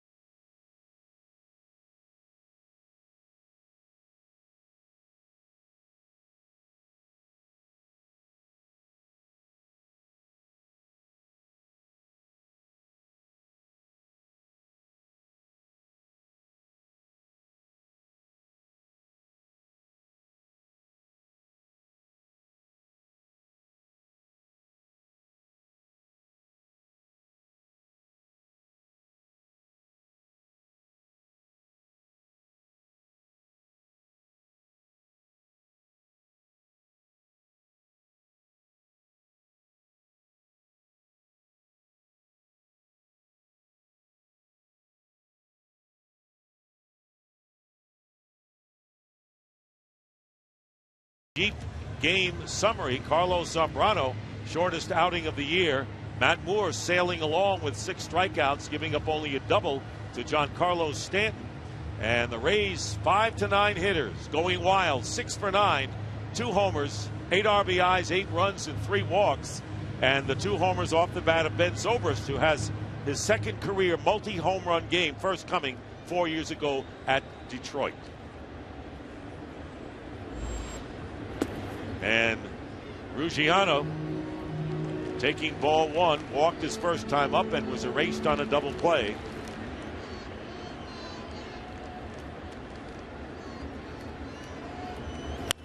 Here's a shot to left center field, and that one is going to go through all the way to the wall. Ruggiano going into second with a double, and the second hit of the game for the Marlins. A leadoff double. That's what they had from Stanton back in the second inning.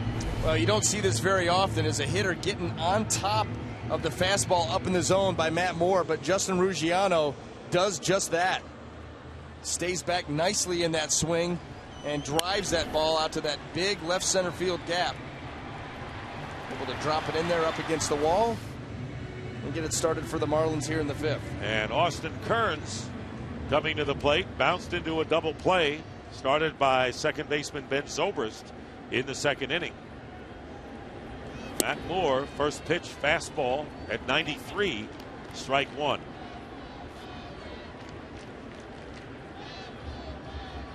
Moore facing just 13 hitters coming into this 5th inning. He's been very efficient. Obviously the fastball leading the way. Fastball changeup mainly. Really haven't even seen his curveball at all. In there for a strike. Oh, he's got great velocity tonight. Yeah, he does. And when you're able to get that ball in on the righties, that glove side fastball, it makes it so difficult, because now the hitter not only has to adjust and look for 95, 96, 97, but then, you know, it's now what side of the plate is it coming to? And oh, by the way, there comes a changeup. 1-2 to Kearns with Ruggiano on at second base. So both hits off of Matt Moore have been doubles.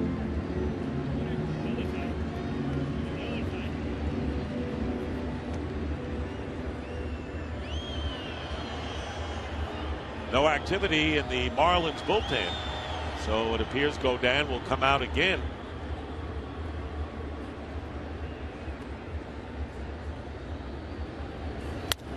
Comebacker, and they've got the runner gets back. They had enough time to get Ruggiano, and the throw a little late, and maybe the coverage over there was a little late, and Ruggiano gets back, and everyone is safe. And Ben Zobrist had to bring that tag from a long way. You see this, a great shot right back to him. They got him. And that throw high into the glove side, so Ben Zobrist coming in. Look how far he's got to reach. No way you can get that down there. So on the fielder's choice, Kearns reaches, and now runners at first and second. Nobody out, and Donovan Solano coming to the plate. Ruggiano at second, Kearns at first. Second time in this game that the Marlins have had 2 runners on base in the same inning.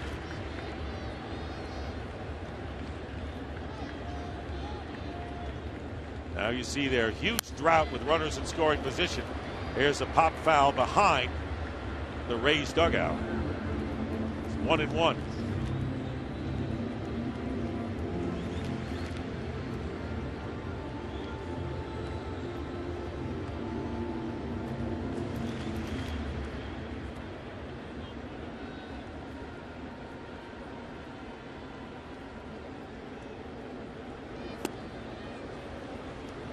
Swung on and missed. 1 ball and 2 strikes. That's taking advantage of a hitter's aggressiveness there. First and second, nobody out. Solano so anxious to swing the bat. I get the fastball, I'm going to go for it. That's not the one you want to swing at. Bullpen activity for the Marlins. Fly ball to right field. Matt Joyce is going back and makes the catch Tagging up is Ruggiano. He'll go to third base. And there's one out. Runners at the corners now with John Buck coming to the plate. Today's game, presented by Budweiser, is sponsored by the 2012 Ford F-150. Built Ford tough.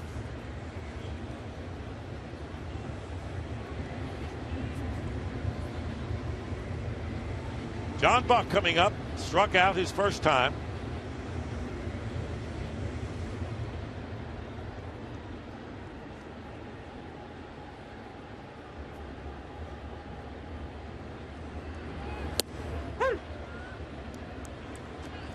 First pitch is a strike. Marlins had a right-hander warming up, but he quickly sat down. I think the thought process there was if another base hit, you load the bases, score a run, maybe you pinch hit at that point, try to cut that lead in half. With that fly ball to right field.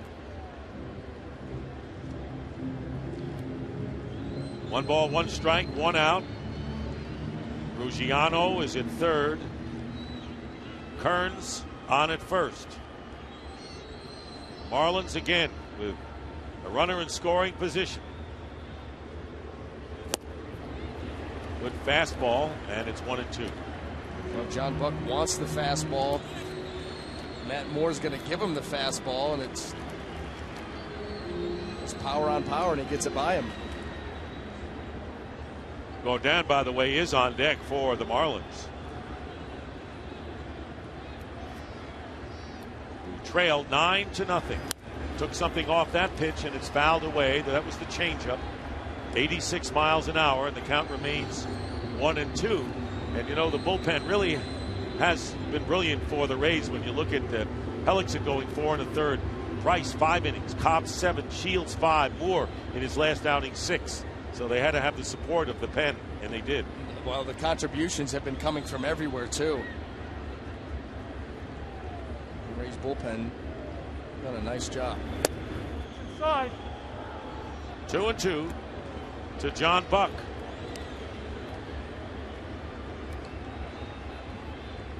Rays with 5 runs in the second, 2 in the third, and 2 in the fifth. The last 4 coming on a pair of 2-run homers by Ben Zobrist. And Buck swings and misses on a fastball and becomes the 7th strikeout victim for Matt Moore. Well, visit www.mlb.com/fanguide to register for a chance to win a VIP experience for 2 at a 2012 World Series game, presented by Scott's, the official lawn care company of MLB. So Godin coming up. Now 2 out runners at the corners. Godin batting 1 for 36 in his career. And strike 1 to him. Moore has given up only 1 walk, has thrown now 75 pitches. So he's done a good job as far as pitch count is concerned. Chasing that fastball up and out of the zone was Godin, and it's now 0-2.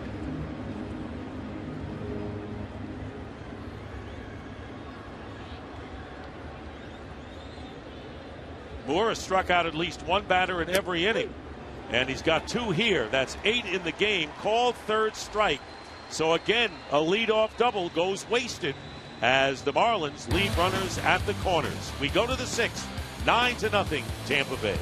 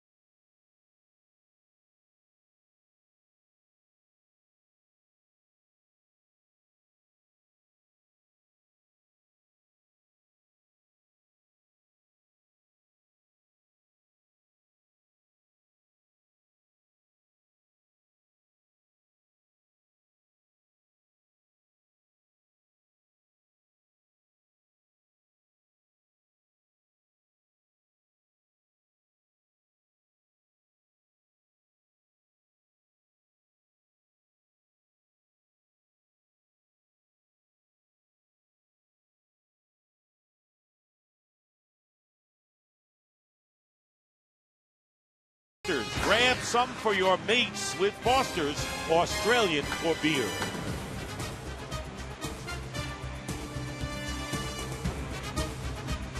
Quiet night at Marlins Park here in Miami. Dick Stockton along with Ryan Anderson, former left-handed pitcher for several teams, worked well over a decade in the big leagues, knows what he's talking about besides just pitching.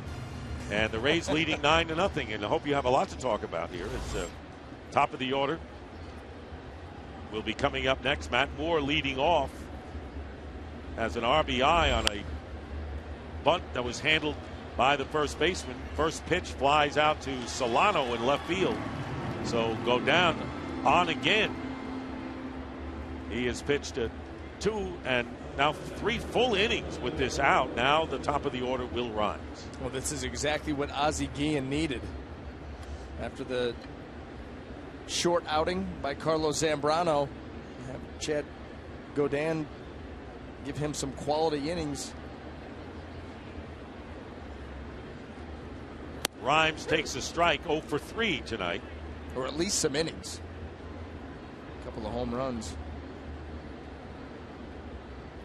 Godin giving up a 2-run homer to Zobrist, as has Zambrano missing inside. 1-1.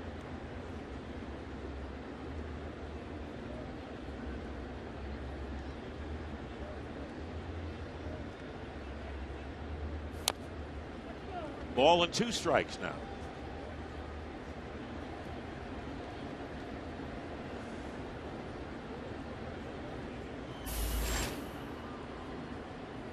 There is Jennings waiting to hit. Erstwhile leadoff hitter in the last 3 games has been batting 3rd, 2nd, and 2nd tonight. And a high chopper. Godin off the mound has time and throws out Rhymes for out number 2. Well, prior to tonight's game, the Rays and Marlin wives played a charity softball game which benefited Autism Speaks, Tampa Bay Charter, and Shake a Leg Miami. Shake a Leg Miami uses the marine environment to improve the health, education, independence, and quality of life for all, with an emphasis on individuals with physical, developmental, and economic challenges. What about the game here, Brian? Well, it was a big win for the Rays. The Rays wives came out and put a thumping on the Marlins wives, 14-2. Wow. And they celebrated like they won the World Series. Well, they did. That's the one game a year. They lost last year too. It's not 4 out of 7. It's not 4 out of 7. It was one game this afternoon. Desmond Jennings 1 for 3 with a hit off the glove of Austin Kearns, and there is a slow hit grounded to Reyes, and a 1-2-3 inning for Godin. So he retires. The Rays in order in the middle of the 6th inning, 9-0 Tampa Bay.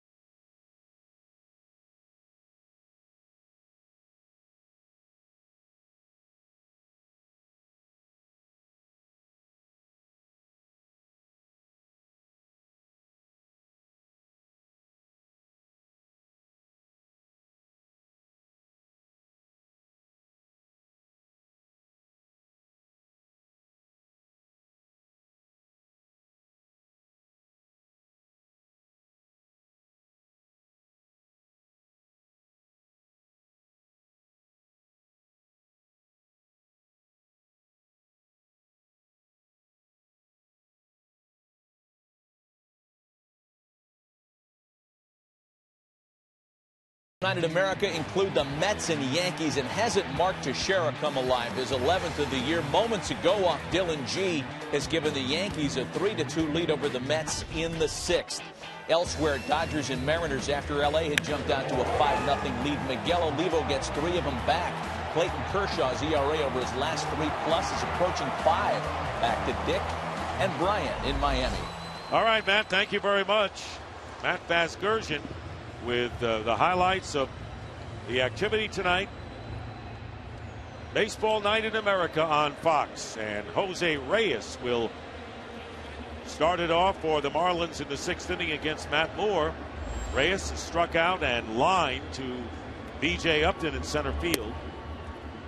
And takes the ball 1. So Rays came in a half a game in front of the Yankees, who are winning by a slim margin. Rays are up 9-0 here. And the pitch is in tight 2-0.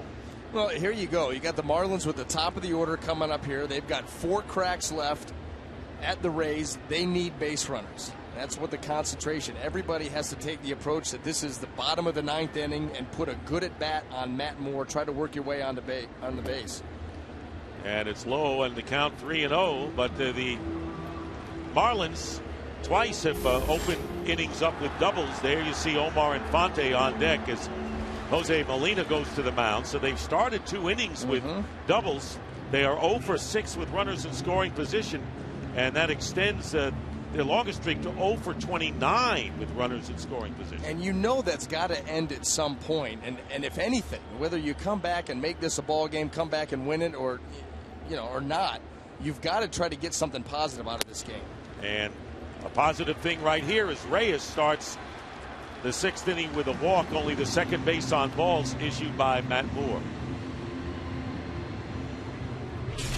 Let's take that walk notwithstanding. Matt Moore has been outstanding. A good changeup there to get the strikeout. He's been able to overpower a number of these Marlins hitters with his big mid-90s fastball. For the most part, he's kept it in the zone, kept the pitch count down, and now here in the 6th inning with a leadoff walk. Here is Infante, takes a strike. The top 3 hitters in the Marlins lineup tonight are 0 for 6 with a walk. So he's done a good job, Matt Moore has, of taking care of the early hitters, and Infante pops it up.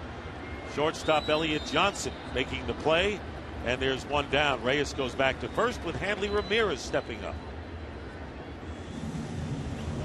When you're able to command that fastball and throw the changeup off of it, these hitters, you got to respect that fastball. They see the ball come out of the hand, they see the 4-seam spin. All of a sudden they commit to the swing, realize it's a changeup. The swing gets long, and right here, all the power's gone. Ball off the end of the bat, easy infield pop-up. And that's what we've seen from Matt Moore tonight. Fastball changeup all night long.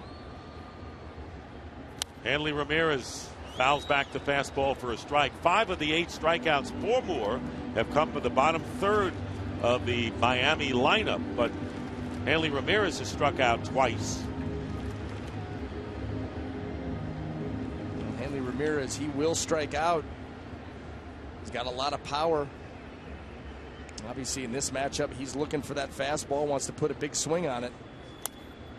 Does here, but fouls it off. Ramirez, the National League Rookie of the Year in 2006, came over in a trade from the Red Sox, who knew they had an outstanding shortstop waiting in the wings, but they wanted it now, and they got Josh Beckett.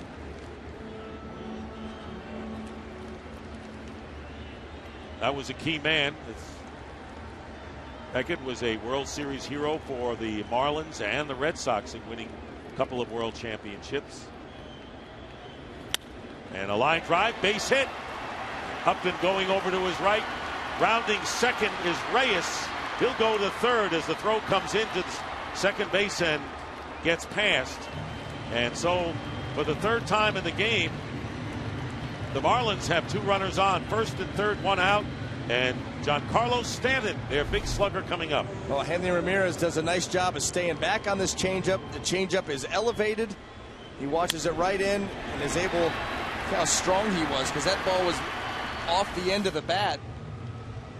Didn't barrel it up, but still able to get it out there deep into left center field for a base hit. Marlins with a shot here. 3rd hit of the game off of Matt Moore. Doubles by Stanton and Ruggiano, and Ramirez with the single.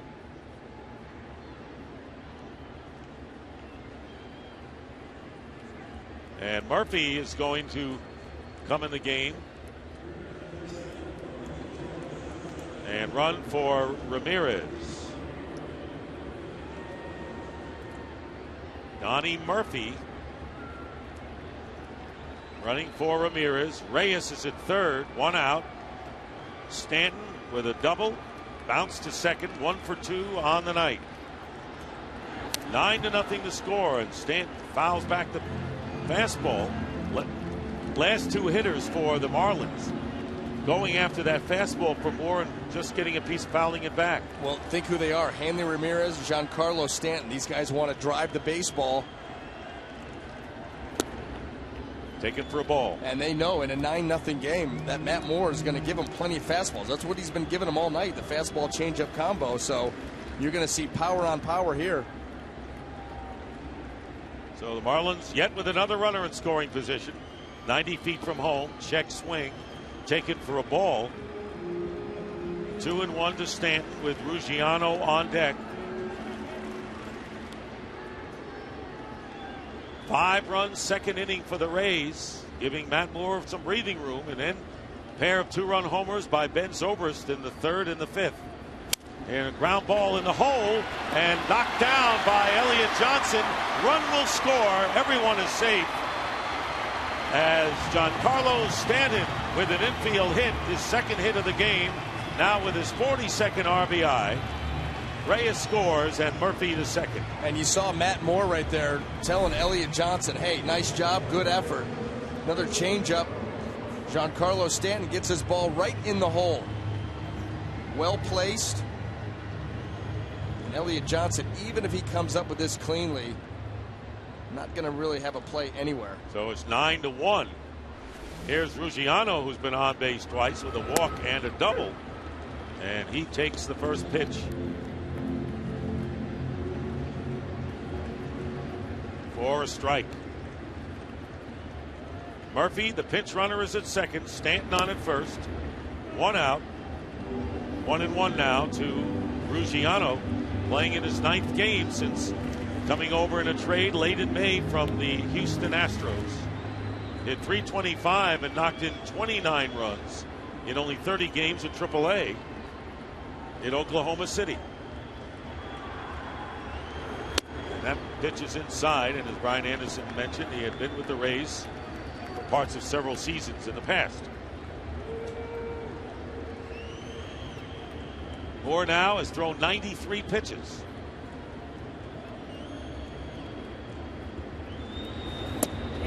Did he go around? Yes, he did. And it's 2-2. And Brian O'Nora pretty emphatic with the call. Takes a look at this check swing and jumped right on it.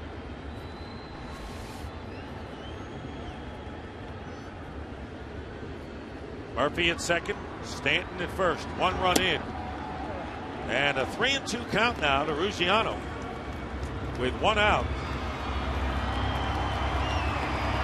You mentioned that the Marlins had 4 more shots, and Reyes drew the leadoff walk here and came around and scored. How many times have you said that over the course of your career? Leadoff walk coming around to score. And a fly ball hit deep to left field. Way back, and gone.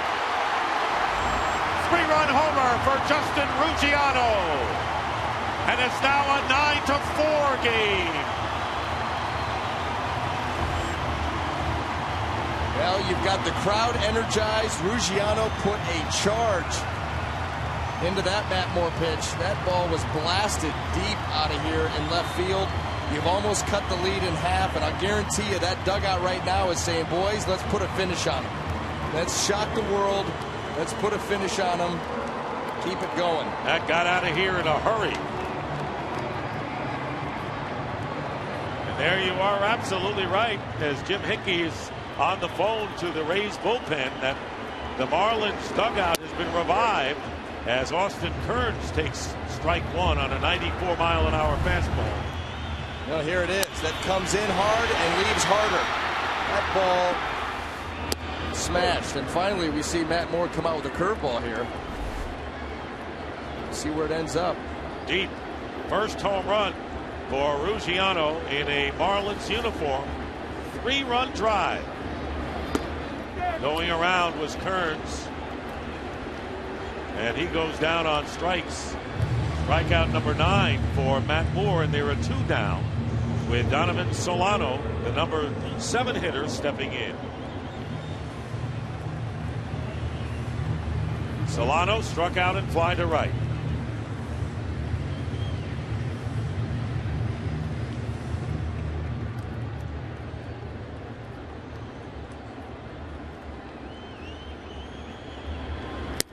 And a fastball, strike 1 to Solano. Wade Davis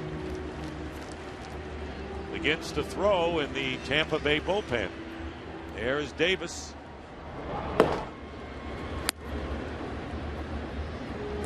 One and one now to Solano.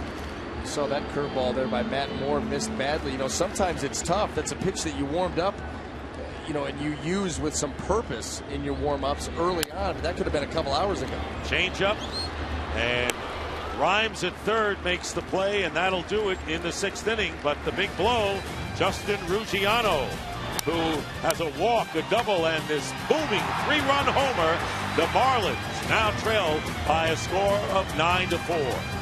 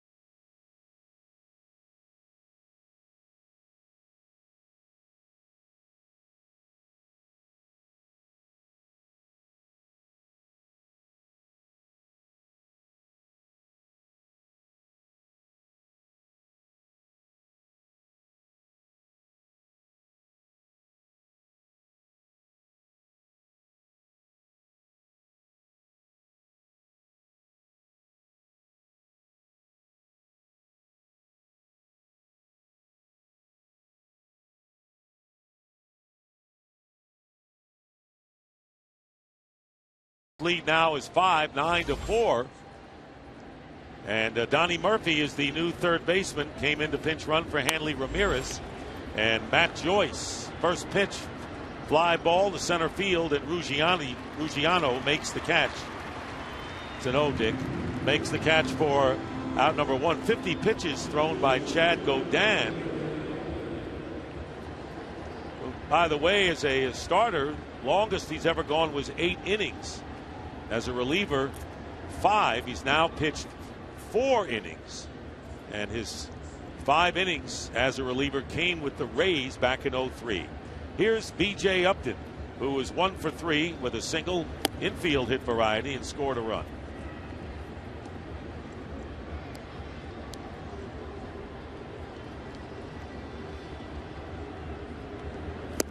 Fastball in there.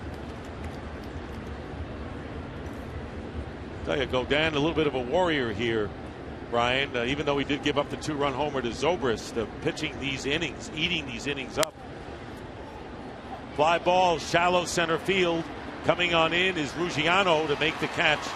And the ball drops, but he made the catch. He made the catch, bobbled it, and made the plate. And makes the catch, and Upton is retired for the second out. Now it's time for the Just for Men Auto Stop Foolproof Stat. How about last night when 6 pitchers combined for a no-hitter for the Mariners? Well, Kevin Millwood had it going 6 innings, just the 1 walk. He had to leave the game with a groin injury. And boy, oh boy, Mariners bullpen comes in and keeps it going for 3 more. 6 pitchers combined. Pena takes a strike, and just as the Mariners can count on a half a dozen relief pitchers, you can count on Just for Men Auto Stop for foolproof results. Pena's been on base 3 times, 2 walks and a single, and has scored 3 of the 9 runs. Bounces this one to Austin Kearns, who makes the play unassisted, and a 1-2-3 inning for Chad Godin. So it's the 7th inning stretch for the home team, the Marlins, who trail 9-4.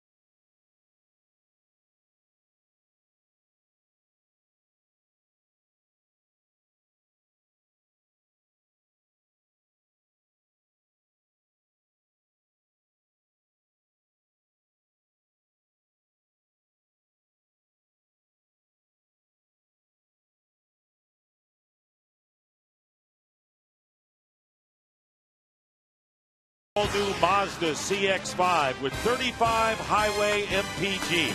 And by the makers of One A Day Men's, the official multivitamin of MLB.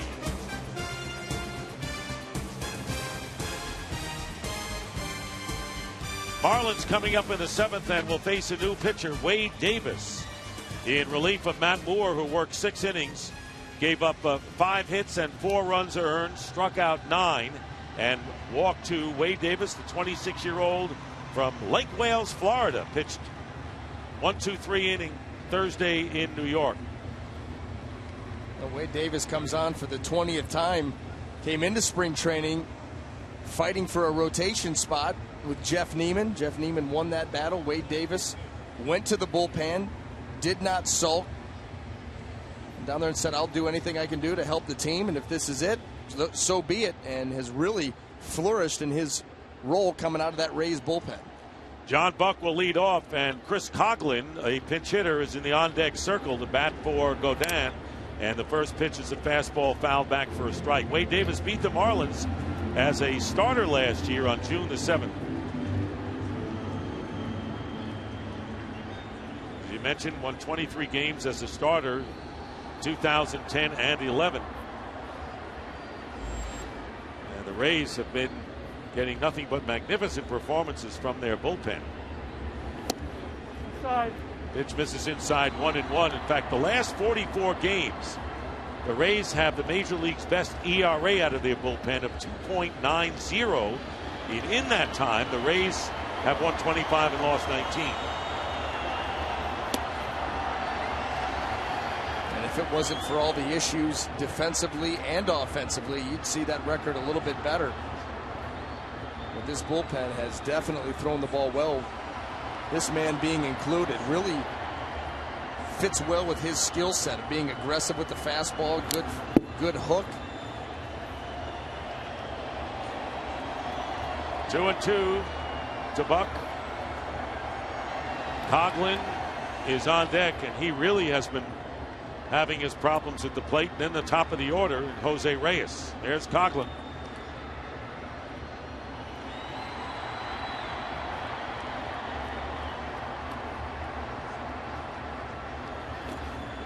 In the dirt.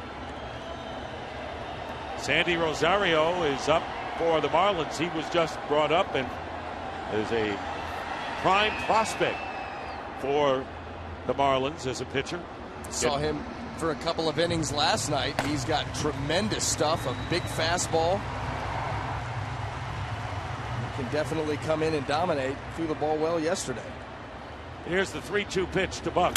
And a broken back ground ball. Zobrist will throw out Buck for out number 1.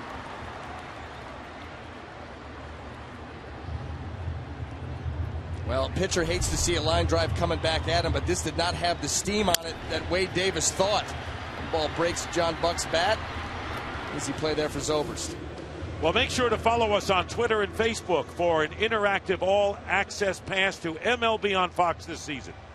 Get a behind-the-scenes look at the broadcast as well as up-to-date news from around the league. Follow us on Twitter at MLB on Fox and on Facebook at www.facebook.com/Fox Sports. How about Charlie Furbush on Twitter? All smiles, got to pitch in a no-hitter, and it was awesome. Congrats to all my teammates. It's funny he says that because when you saw them be able to close out that ball game and finish the no-hitter, everybody was, nobody went to the one pitcher. There wasn't just one. There were 6, and so there were high fives all around. Absolutely. Chris Coughlin with the count, no balls and 2 strikes. Coughlin really having his problems, hitting 157 and 1 for 7 as a pinch hitter with an RBI. And Ozzie Guillen said the other day, you know, when we made a move and we sent down Peterson, it could have been one of 7 players that could have been sent down. Coughlin, who was the National League Rookie of the Year in 2009 and has already been sent down earlier this year and come back. I think that's Ozzie Guillen sending a not-so-subtle message. So a way to get untracked. As Guillen and Joey Cora, his bench coach, talk is for Coughlin to deliver here with 1 out. Nobody on. 2-2 pitch, ground ball. Zobrist quickly on the release gets Coughlin 2 ground balls to second baseman Ben Zobrist. 2 out here in the 7th for Wade Davis. Boy, nice job there by Ben Zobrist going to his right, being able to backhand that ball, get around it, smother it right into the glove, and he's already getting himself into position to throw. Look at that. Comes up smoothly, makes a nice throw. That's the versatility that Joe Madden has with players playing many positions, including infield and outfield spots, as Zobrist does with right field. Well, that, you know, there's a contingent of people that feel that Ben Zobrist's best position is right field. Not very often you see those utility guys be able to move seamlessly between the infield and the outfield. Ben Zobrist is one of them. Sean Rodriguez not playing tonight. He'll be the shortstop all the time when Evan Longoria comes back. And Luke Scott has not been used because of the DH not being used here in the National League Park, so he's had to sit it out. And he's had to sit out. Hideki Matsui has come up and hit a couple of big home runs for the Rays. He not able to get on the field here in Miami, at least not yet. 2 down and 1-2, and a shot up the middle and a base hit for Jose Reyes. So after being retired his first 2 times up, Reyes with a walk, scoring the first Marlins run, and now a single up the middle. 6th hit of the game for Miami. Now this ball leaks back out over the plate. You see Jose Reyes, he's got very quick hands. That ball was rifled up the middle. Omar Infante 0 for 3.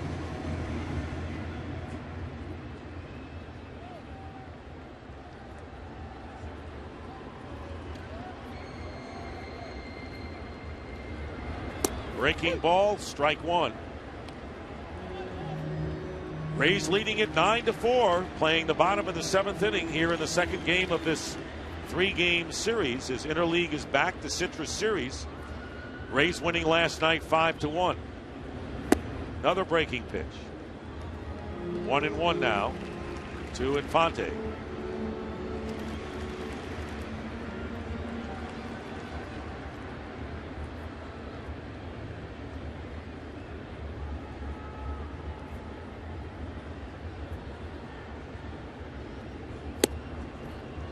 Two and one.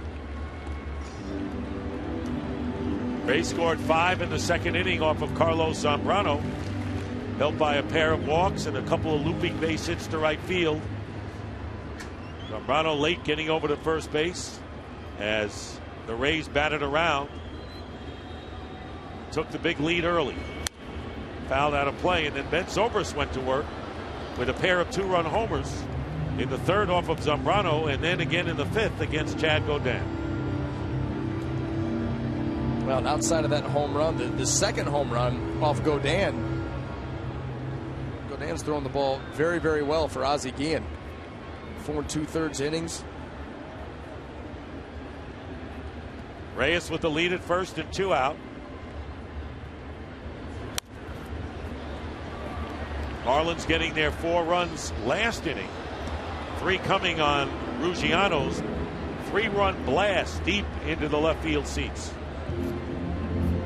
Well, that pulled the Marlins right back to 9-4. That dugout, those guys down there saying to themselves, listen, as quickly as we got those 4, we could do that again. And really give them a run. The Rays bullpen trying to close it out. So they were not facing Matt Moore anymore. And looking at Wade Davis, but you're right. When you face the Rays bullpen, no drop off, to say the least. And a lot of different styles of pitchers coming out of that bullpen. Full count now to Infante with 2 out. So Reyes will be off on the pitch. Hanley Ramirez, who has been replaced by Donnie Murphy. Murphy is on deck.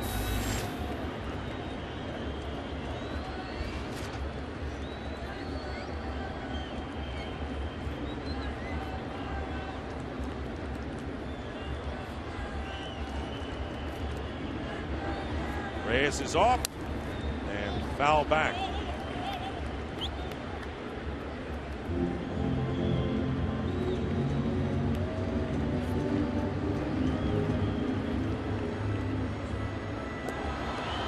You like interleague play? You know what? Here's what I think. Interleague play for me, you want to spice it up. You go to interleague play, that's great. However, I think going forward, you play the opposite rules. So when you come to a National League ballpark, you use the DH. Well, there's a drive to left field, and under it is Jennings, who makes the catch. Very interesting concept, and I agree with you. Why not have the National League guys see the DH? We go to the 8th.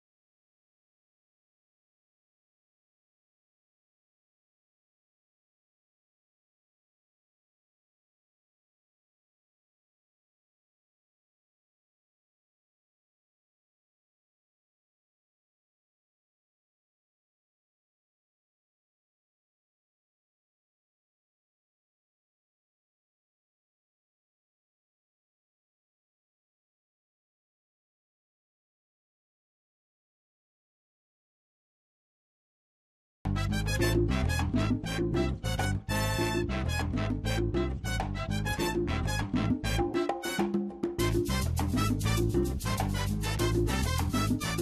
welcome back to Miami as the Marlins and the Rays do battle, and they'll return the favor and play at Tropicana Field before this interleague schedule is over. And Ben Zobrist, who has two-run homers, will lead it off against the new Marlin pitcher Sandy Rosario, the 26-year-old from the Dominican Republic, just called up on Friday, and a foul ball.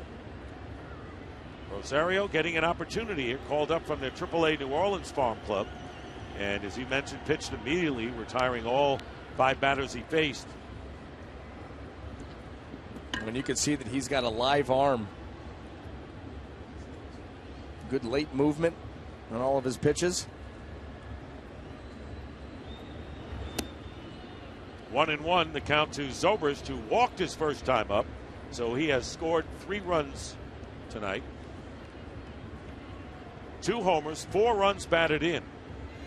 So a healthy night for Ben Zobrist, who had an RBI single and a 2-for-4 night last night. Trying to get out of the doldrums, and it looks like he is. A single to right field, 3 for 3 for Zobrist. Leadoff base hit. Let's take a look at his first 2 shots. Now that's what this first one was off Zambrano. This ball, this cutter hammered off the facing of the upper deck out in right field. And then off of Godin. He reaches out there, shows the power, just getting it over the wall. 2 two-run homers, and then stays back nicely on a changeup there by Rosario and drives it out into right field for hit number 3. Elliot Johnson taking ball 1. Johnson has 2 hits, so Zobrist with 2 hits, 2 home runs. Elliot Johnson has a couple of hits, a couple of RBIs, and a run scored. Everyone has chipped in for the Rays offensively tonight. Good pitch by Rosario there, fought off by Johnson, and the count is 1-1.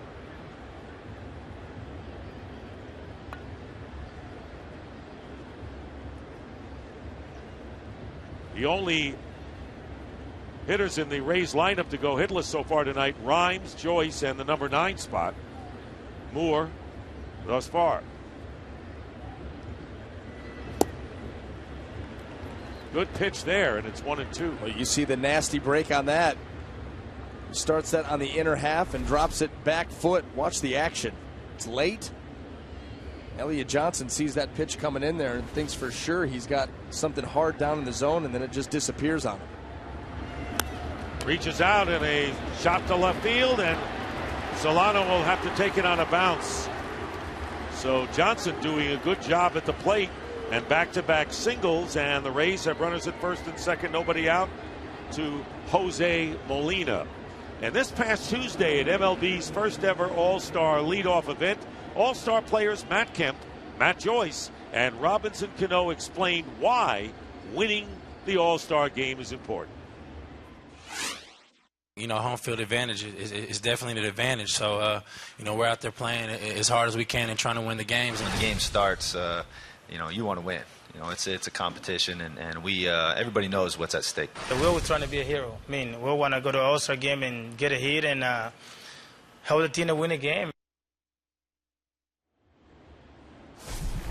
And, of course, that's what counts, winning the All-Star game. You get home field advantage. And Randy St. Clair, the pitching coach, out to the mound to talk to Rosario with runners at first and second, nobody out, 9-4, Rays leading. Well, any chance for a late inning comeback, the Marlins have to shut this down right now. And it's up to that man right there, Sandy Rosario. Molina is 1 for 3, knocked in a run with a flare into right field in that second inning. Has lined to right and struck out.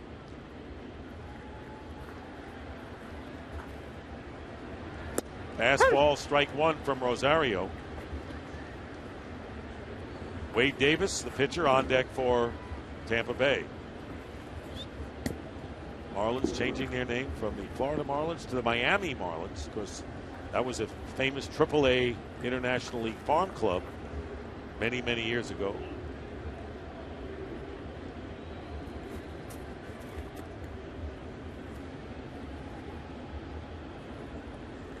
And this is an original ballpark, wouldn't you say? Very colorful.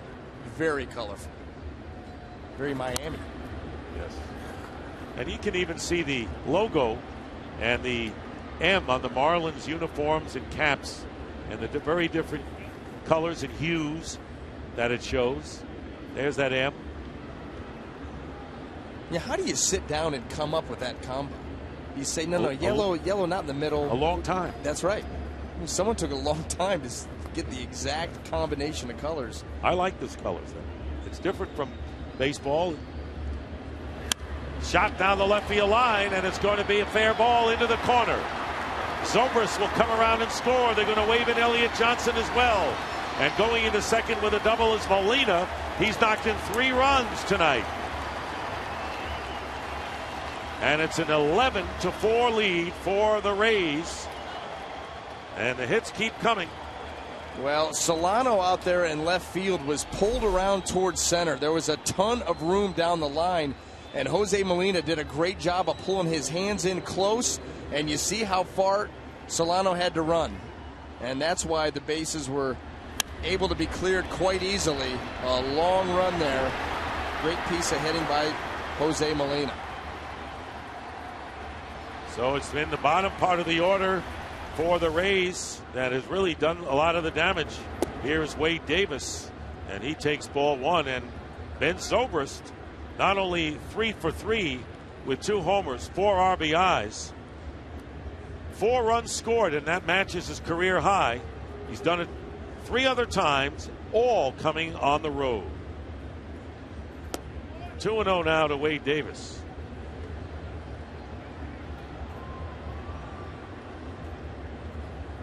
So the Rays exploding tonight at the plate.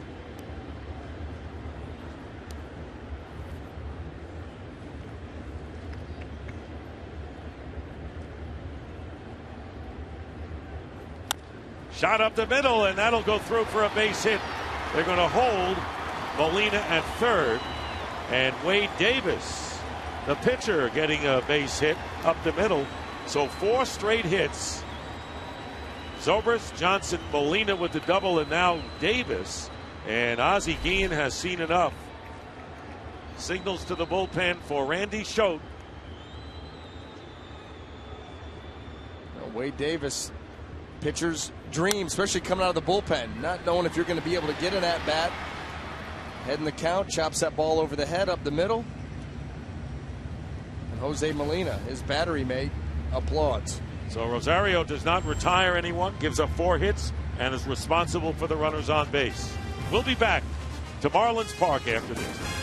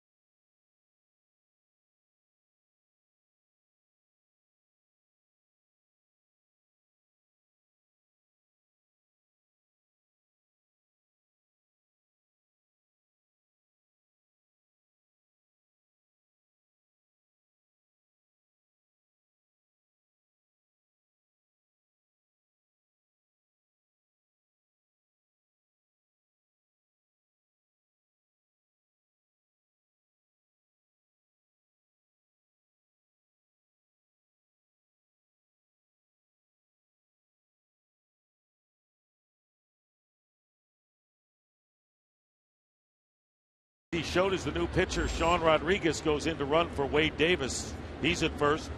Jose Molina at third. So Schote facing Will Rhymes, who is 0 for 4. Sidearm delivery is inside, ball 1. Well, as you can see with that arm angle from Randy Schote, how devastating he can be to the left-handed hitters. Look at that ERA, .52 and 17 in the third innings of work. On for the 30th time. Second year with the Marlins after 2 years with the Rays. And he falls behind 2 balls and no strikes. 2 years ago, he led the American League with 85 appearances. Rhymes trying to hit safely. 11-4, the Rays lead. Second most runs they have scored this year. 3-0 now. Rays beat the Toronto Blue Jays 12-2 back on April 18th. And that's the only other time that the Rays scored at least 10 runs in a game. Cesar Ramos is throwing in the Rays bullpen. On the corner by Randy Schote. Scoreboard has it 3-1. That's what it is. Single by Zobrist started it off against Rosario. Elliott Johnson with a base hit. Molina with a double into the left field corner. And then Wade Davis with a base hit up the middle. And Will Rhymes walks to load the bases. Well, here's Wade Davis. A 2-0 count. He stays right on that pitch and just bounds it right up the middle. The career numbers 2 out of 4. 2 singles. Rays pitchers take a lot of pride in their hitting. Bases loaded, nobody out. Desmond Jennings has a pair of hits, including an RBI. He's 2 for 4.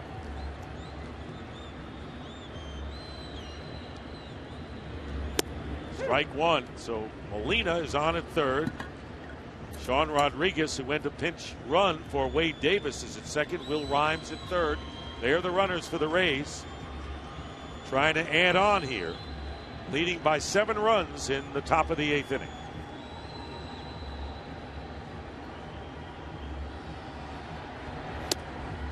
In tight, 1 ball, 1 strike to Jennings.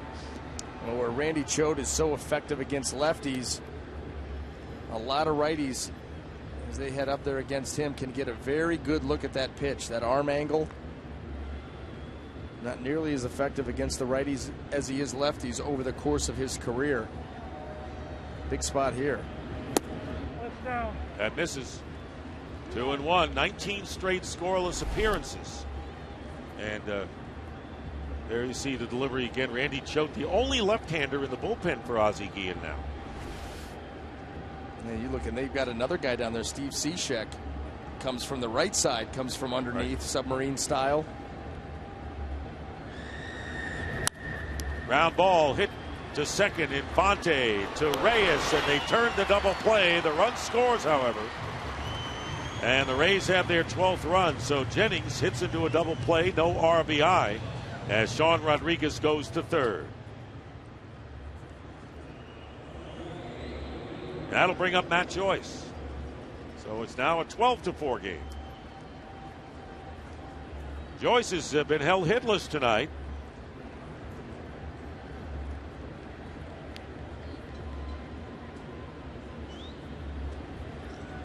It's hitters 5 through 9 who have really cashed in for the Rays. With walks and home runs and extra base hits. Call strike to Joyce, who hit a home run last night. Leads the club with 10 now. Well, and the way that Joe Madden will write out his lineups, those 5 through 9 hitters, maybe 1 through 4 tomorrow. You never know.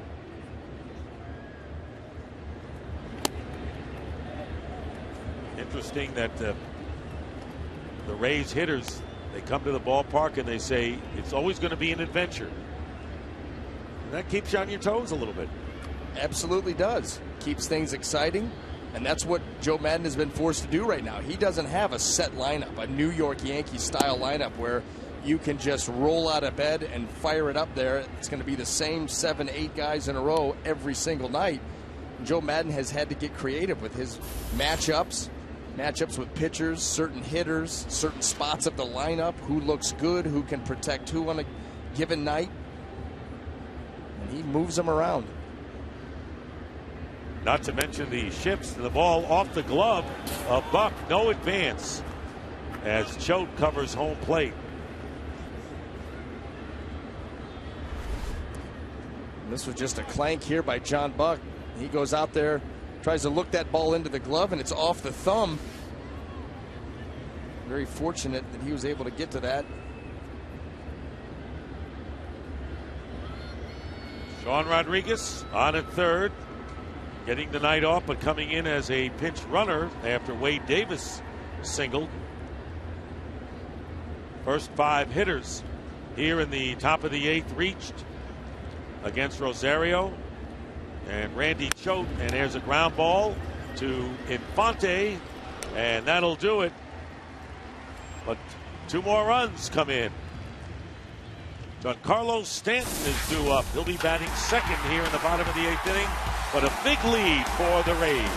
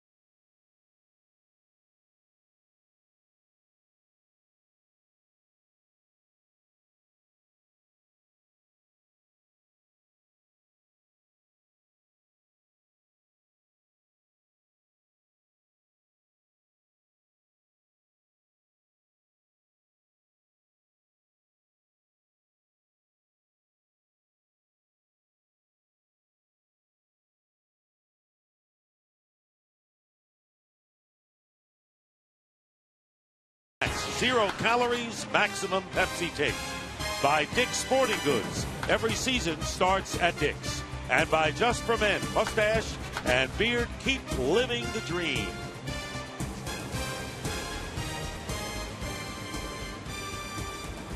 Donnie Murphy will start it off here in the 8th inning against Cesar Ramos in relief of Wade Davis. Sean Rodriguez, now the third baseman, and he'll be batting in the 9th spot.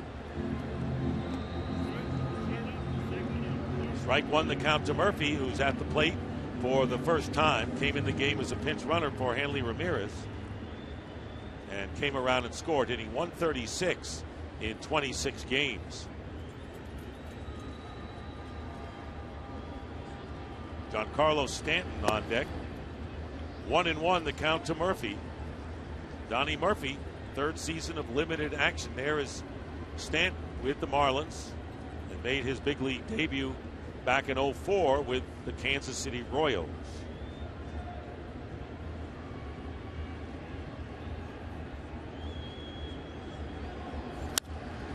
Fly ball deep to left center field. Jennings going back on the warning track and makes the catch. to retire Donnie Murphy, who gave that a ride.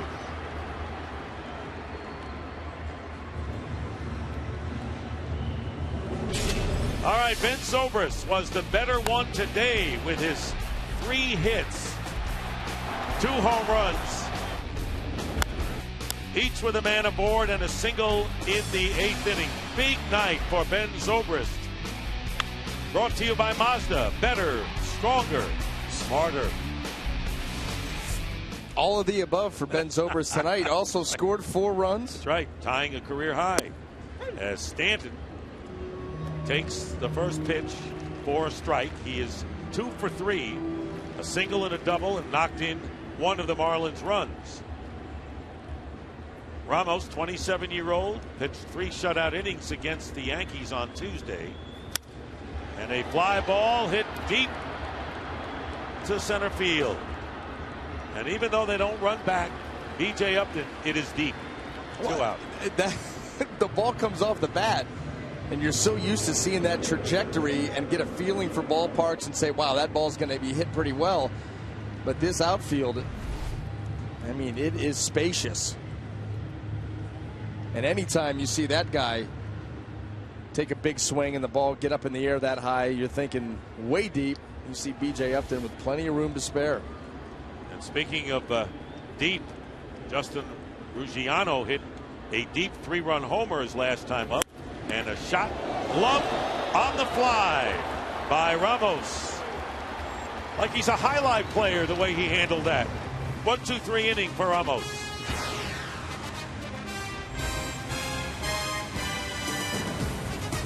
Wow.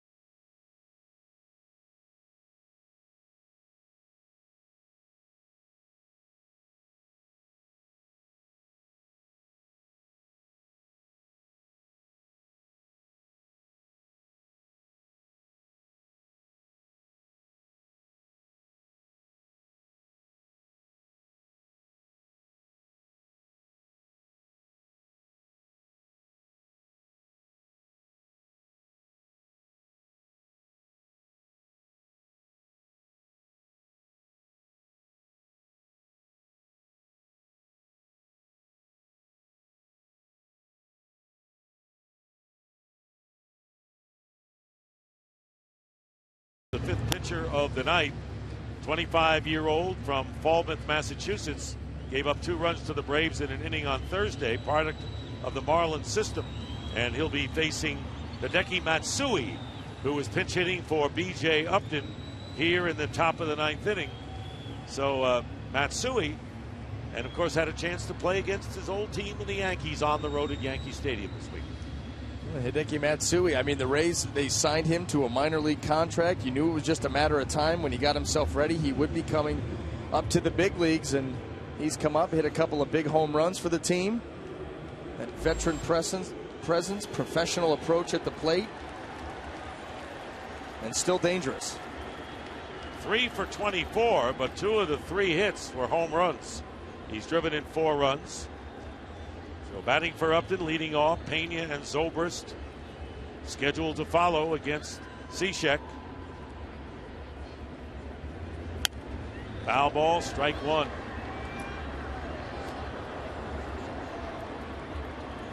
You see those numbers between Japan and then coming over the major leagues. Such a huge figure coming out of Japan. I mean, rock star like status, comes over, steps right into the biggest market, the New York Yankees, and just continues to perform. 0-1 pitch, line to left field, and that's going to be a base hit. Extra bases perhaps. Cutting it off to Solano, and Matsui is in with a double. So Hideki Matsui, the only player who played 10 years in the big leagues and 10 years in Japan, is on with a leadoff double. Well, here's the danger. That ball running away. Matsui stays down and through it and just slices that ball. And again, Solano, a long run, kind of pulled around towards left center field gap. How much ground he's got to cover, and it makes it easy for Matsui to get into second base. 13 hits for the Rays, and Drew Sutton will come in now to pinch hit for Pena. Drew Sutton, who came over from the Pittsburgh Pirates, was actually traded twice in the same day, but he's forgotten that. He's unpacked his bag, says I think he's going to stay a little bit. I was going to say, you end up in the big leagues, you don't mind. Trade me 3 times today. Strike 1 to Sutton.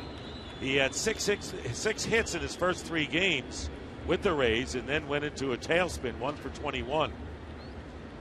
Played previously for the Red Sox, the Reds, and the Indians. So Matsui is on at second. And the pitch misses. 1 ball and 1 strike.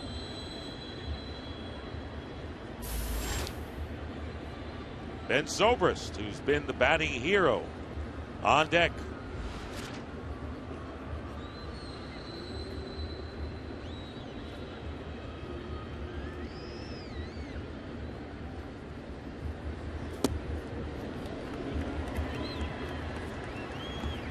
Nasty little frisbee slider there by Cishek. Watch this thing take off.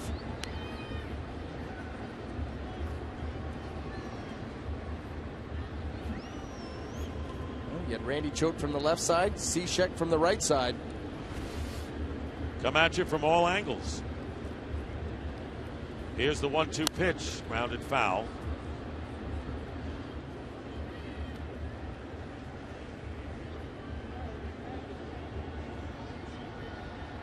Rays lead at 12-4, matching their best run output of the year, and a chance to surpass it if they can get Matsui home from second. Nobody out, 1-2 to Sutton, batting for Pena.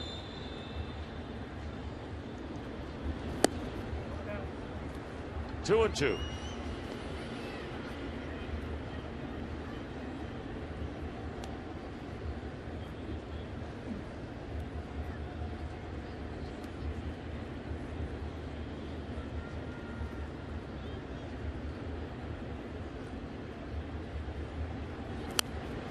Out of play.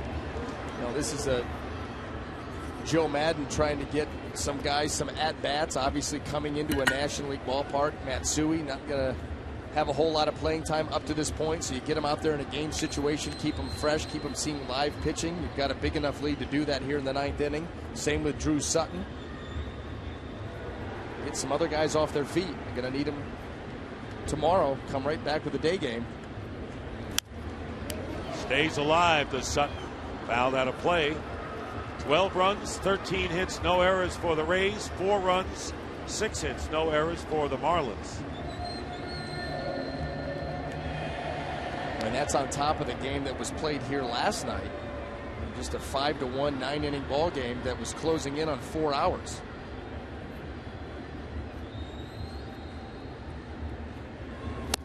Full count now to Sutton, with Zobrist on deck. That's coming after on top of the fact that the Rays got in at about 4:30, 5 o'clock in the morning the night before, so you've got some tired ball players.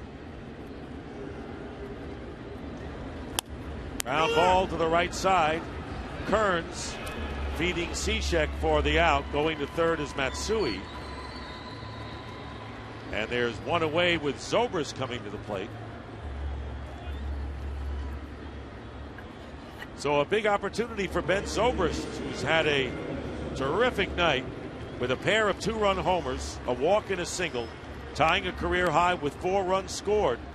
In an opportunity here to drive in another run. Matsui's at third with 1 out.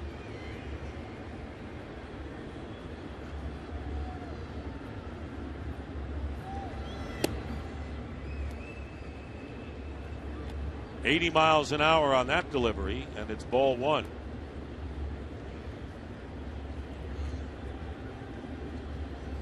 Cishek facing Zobrist.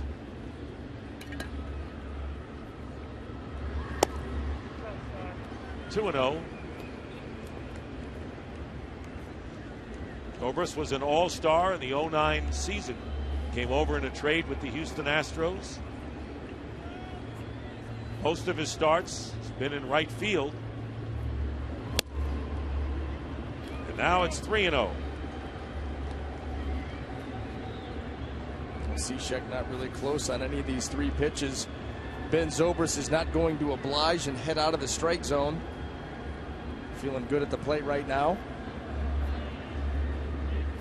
3-1.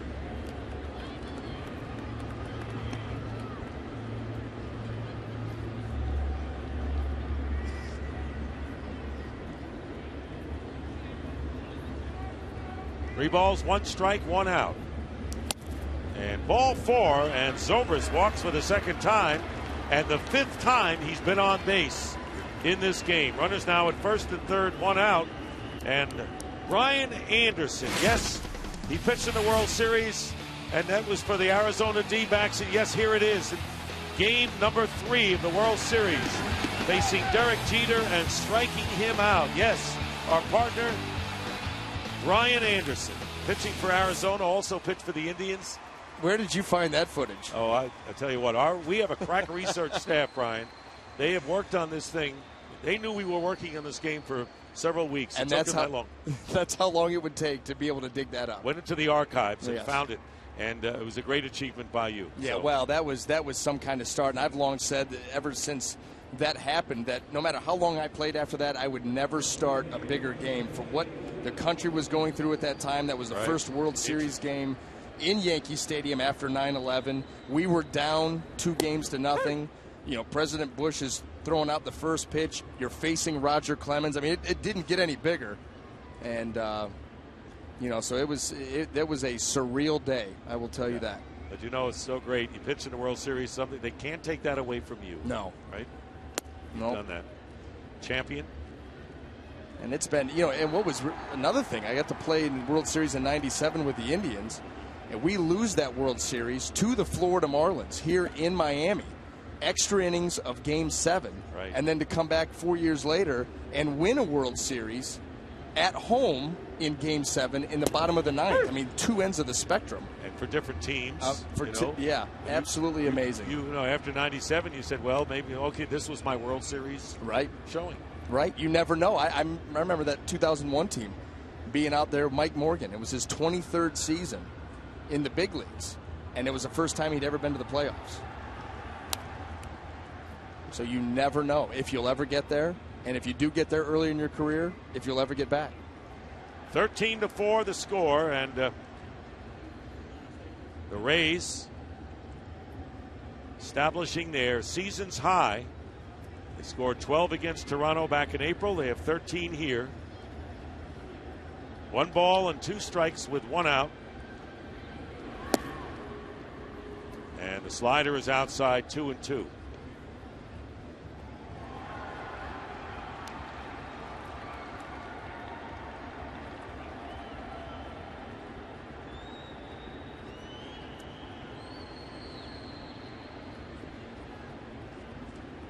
Elliott Johnson with 14th run batted in with the single. Just piling it on the Marlins. You know, the hits and runs go on, but when do we have a chance to see your World Series appearance? against Derek Jeter and the Yankees. Well, Not often. Apparently while Elliot Johnson was going to work. 3 balls and 2 strikes with 1 out, and ball 4, and Molina draws a walk, and that'll load him up again. Bases loaded and 1 out. And Rodriguez coming up, and St. Clair going to the mound again. Sean Rodriguez, who came in the game as a pinch runner for Wade Davis, who singled last inning and stayed in the number 9 spot, will come up with the bases loaded in 1 out. The pitcher spot is next in the leadoff position. Randy St. Clair just wants Steve Cishek to get back in that strike zone. You do not want to have to go back to the bullpen for another pitcher in this situation. Some stern words of encouragement. And back to the dugout goes Randy St. Clair. His father was a big league catcher in the National League in the 50s. His father's name was Ebba St. Clair, and he caught for the New York Giants and the Milwaukee Braves, among other people. 1 out, the bases loaded. And the first pitch taken for a ball by Sean Rodriguez, hitting .218, 5 homers and 17 runs batted in, and a native Miamian.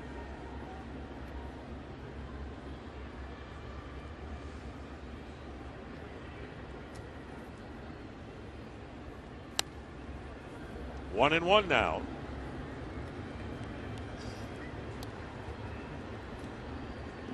"13 runs on 14 hits for the Rays.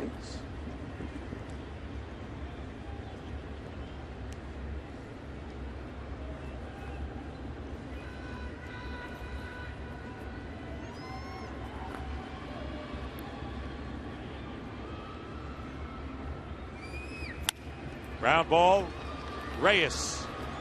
Infante, and they turn the double play, and that'll do it. But another run crosses the plate.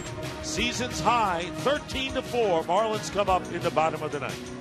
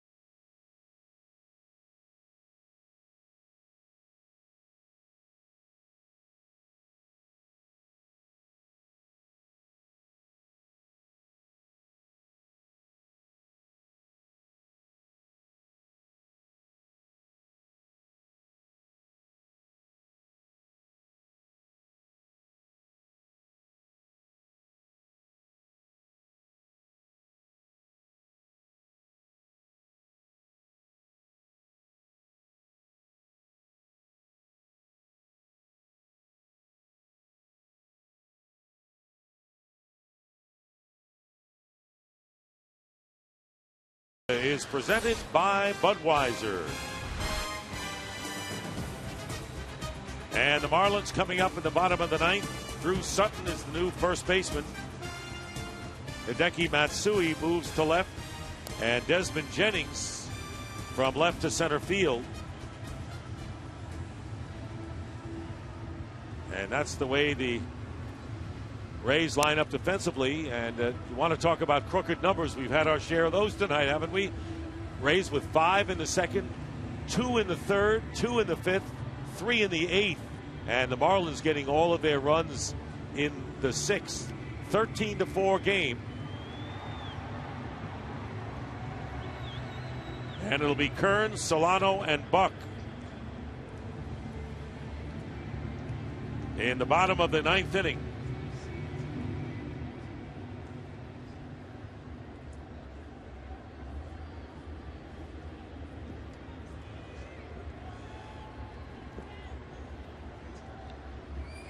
And the first pitch, ball 1 to Kearns. Hit into a double play, reached on a fielder's choice and struck out.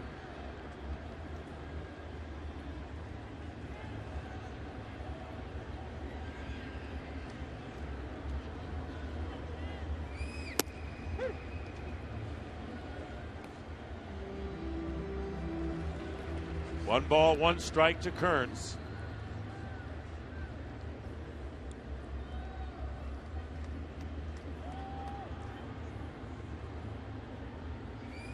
Ramos's pitch in the dirt, gets away, and it's 2-1. The Yankees beat the Mets 4-2 tonight at Yankee Stadium. So the Rays will maintain a half-a-game lead over the Yankees. The Orioles won in extra innings over the pitchers. There you see that Yankee final. 3-1 now to Kearns. Well, if this score holds up and you're a Miami Marlin or a Miami Marlin fan, the wonderful thing about baseball is you roll out, you play tomorrow, and you get a day game. You could come back and wash this ball game away very quickly. Fair ball, and it's going to be an infield hit as Sean Rodriguez tried to charge it barehanded. So Kearns is on with the 7th hit of the game for the Marlins, starting the 9th inning with Donovan Solano coming up. Of course, the Washington Nationals beat the Red Sox, so the Marlins will drop another game and be 4 out. And here it is, Sean Rodriguez trying to watch that ball right into the bare hand and just off the fingers. It would have been a tough play, a long throw from right up the line across the body. Solano is 0 for 3. Struck out, fly to right, grounded to third, takes down low, ball 1.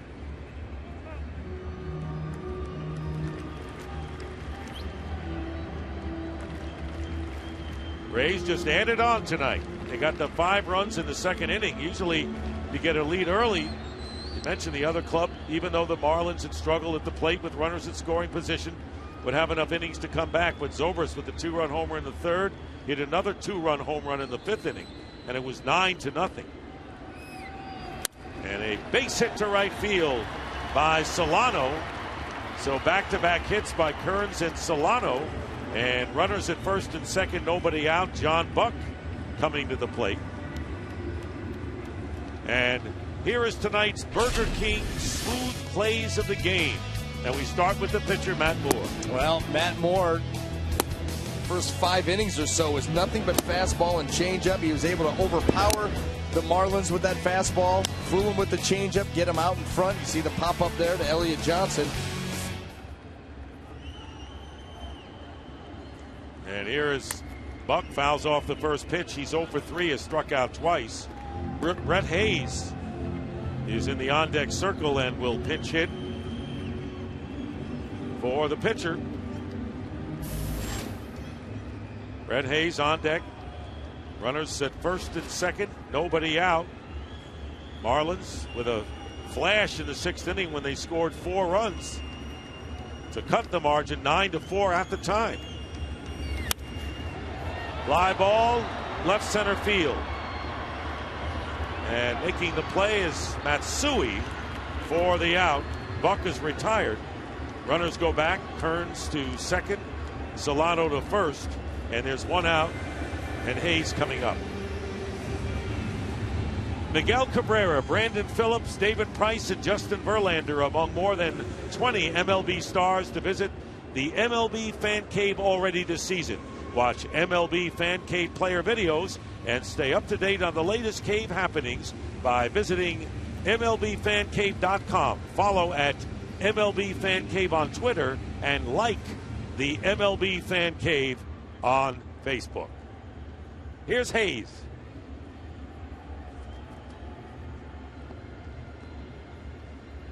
So Brett Hayes pinch hitting.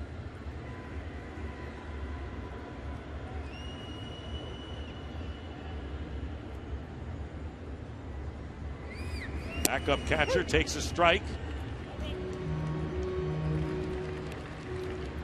Hitting .281, but only one run batted in. Los Angeles Kings fan, and right now Brett Hayes wouldn't be happy in the fact that the New Jersey Devils are leading the Kings 2-1 in the third period in the fifth game of the Stanley Cup Finals. The Kings won the first three. Devils came back to stay alive, and now the Devils want to continue to stay alive. No balls and 2 strike to Hayes. Facing Cesar Ramos. Matt Moore started. Stand to be the winning pitcher in this game in a 13-4 Rays lead. 1 out, 2 on.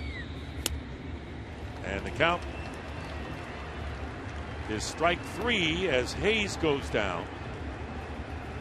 4 out, number 2. Well, Cesar Ramos 1-2-3 against Brett Hayes, made short work. Now just 1 out to go with Jose Reyes. Crowd 30,963 tonight is the announced crowd here at the park. First pitch to Reyes is a strike. Retired the first 2 times he was up and then walked and singled. He has scored a run.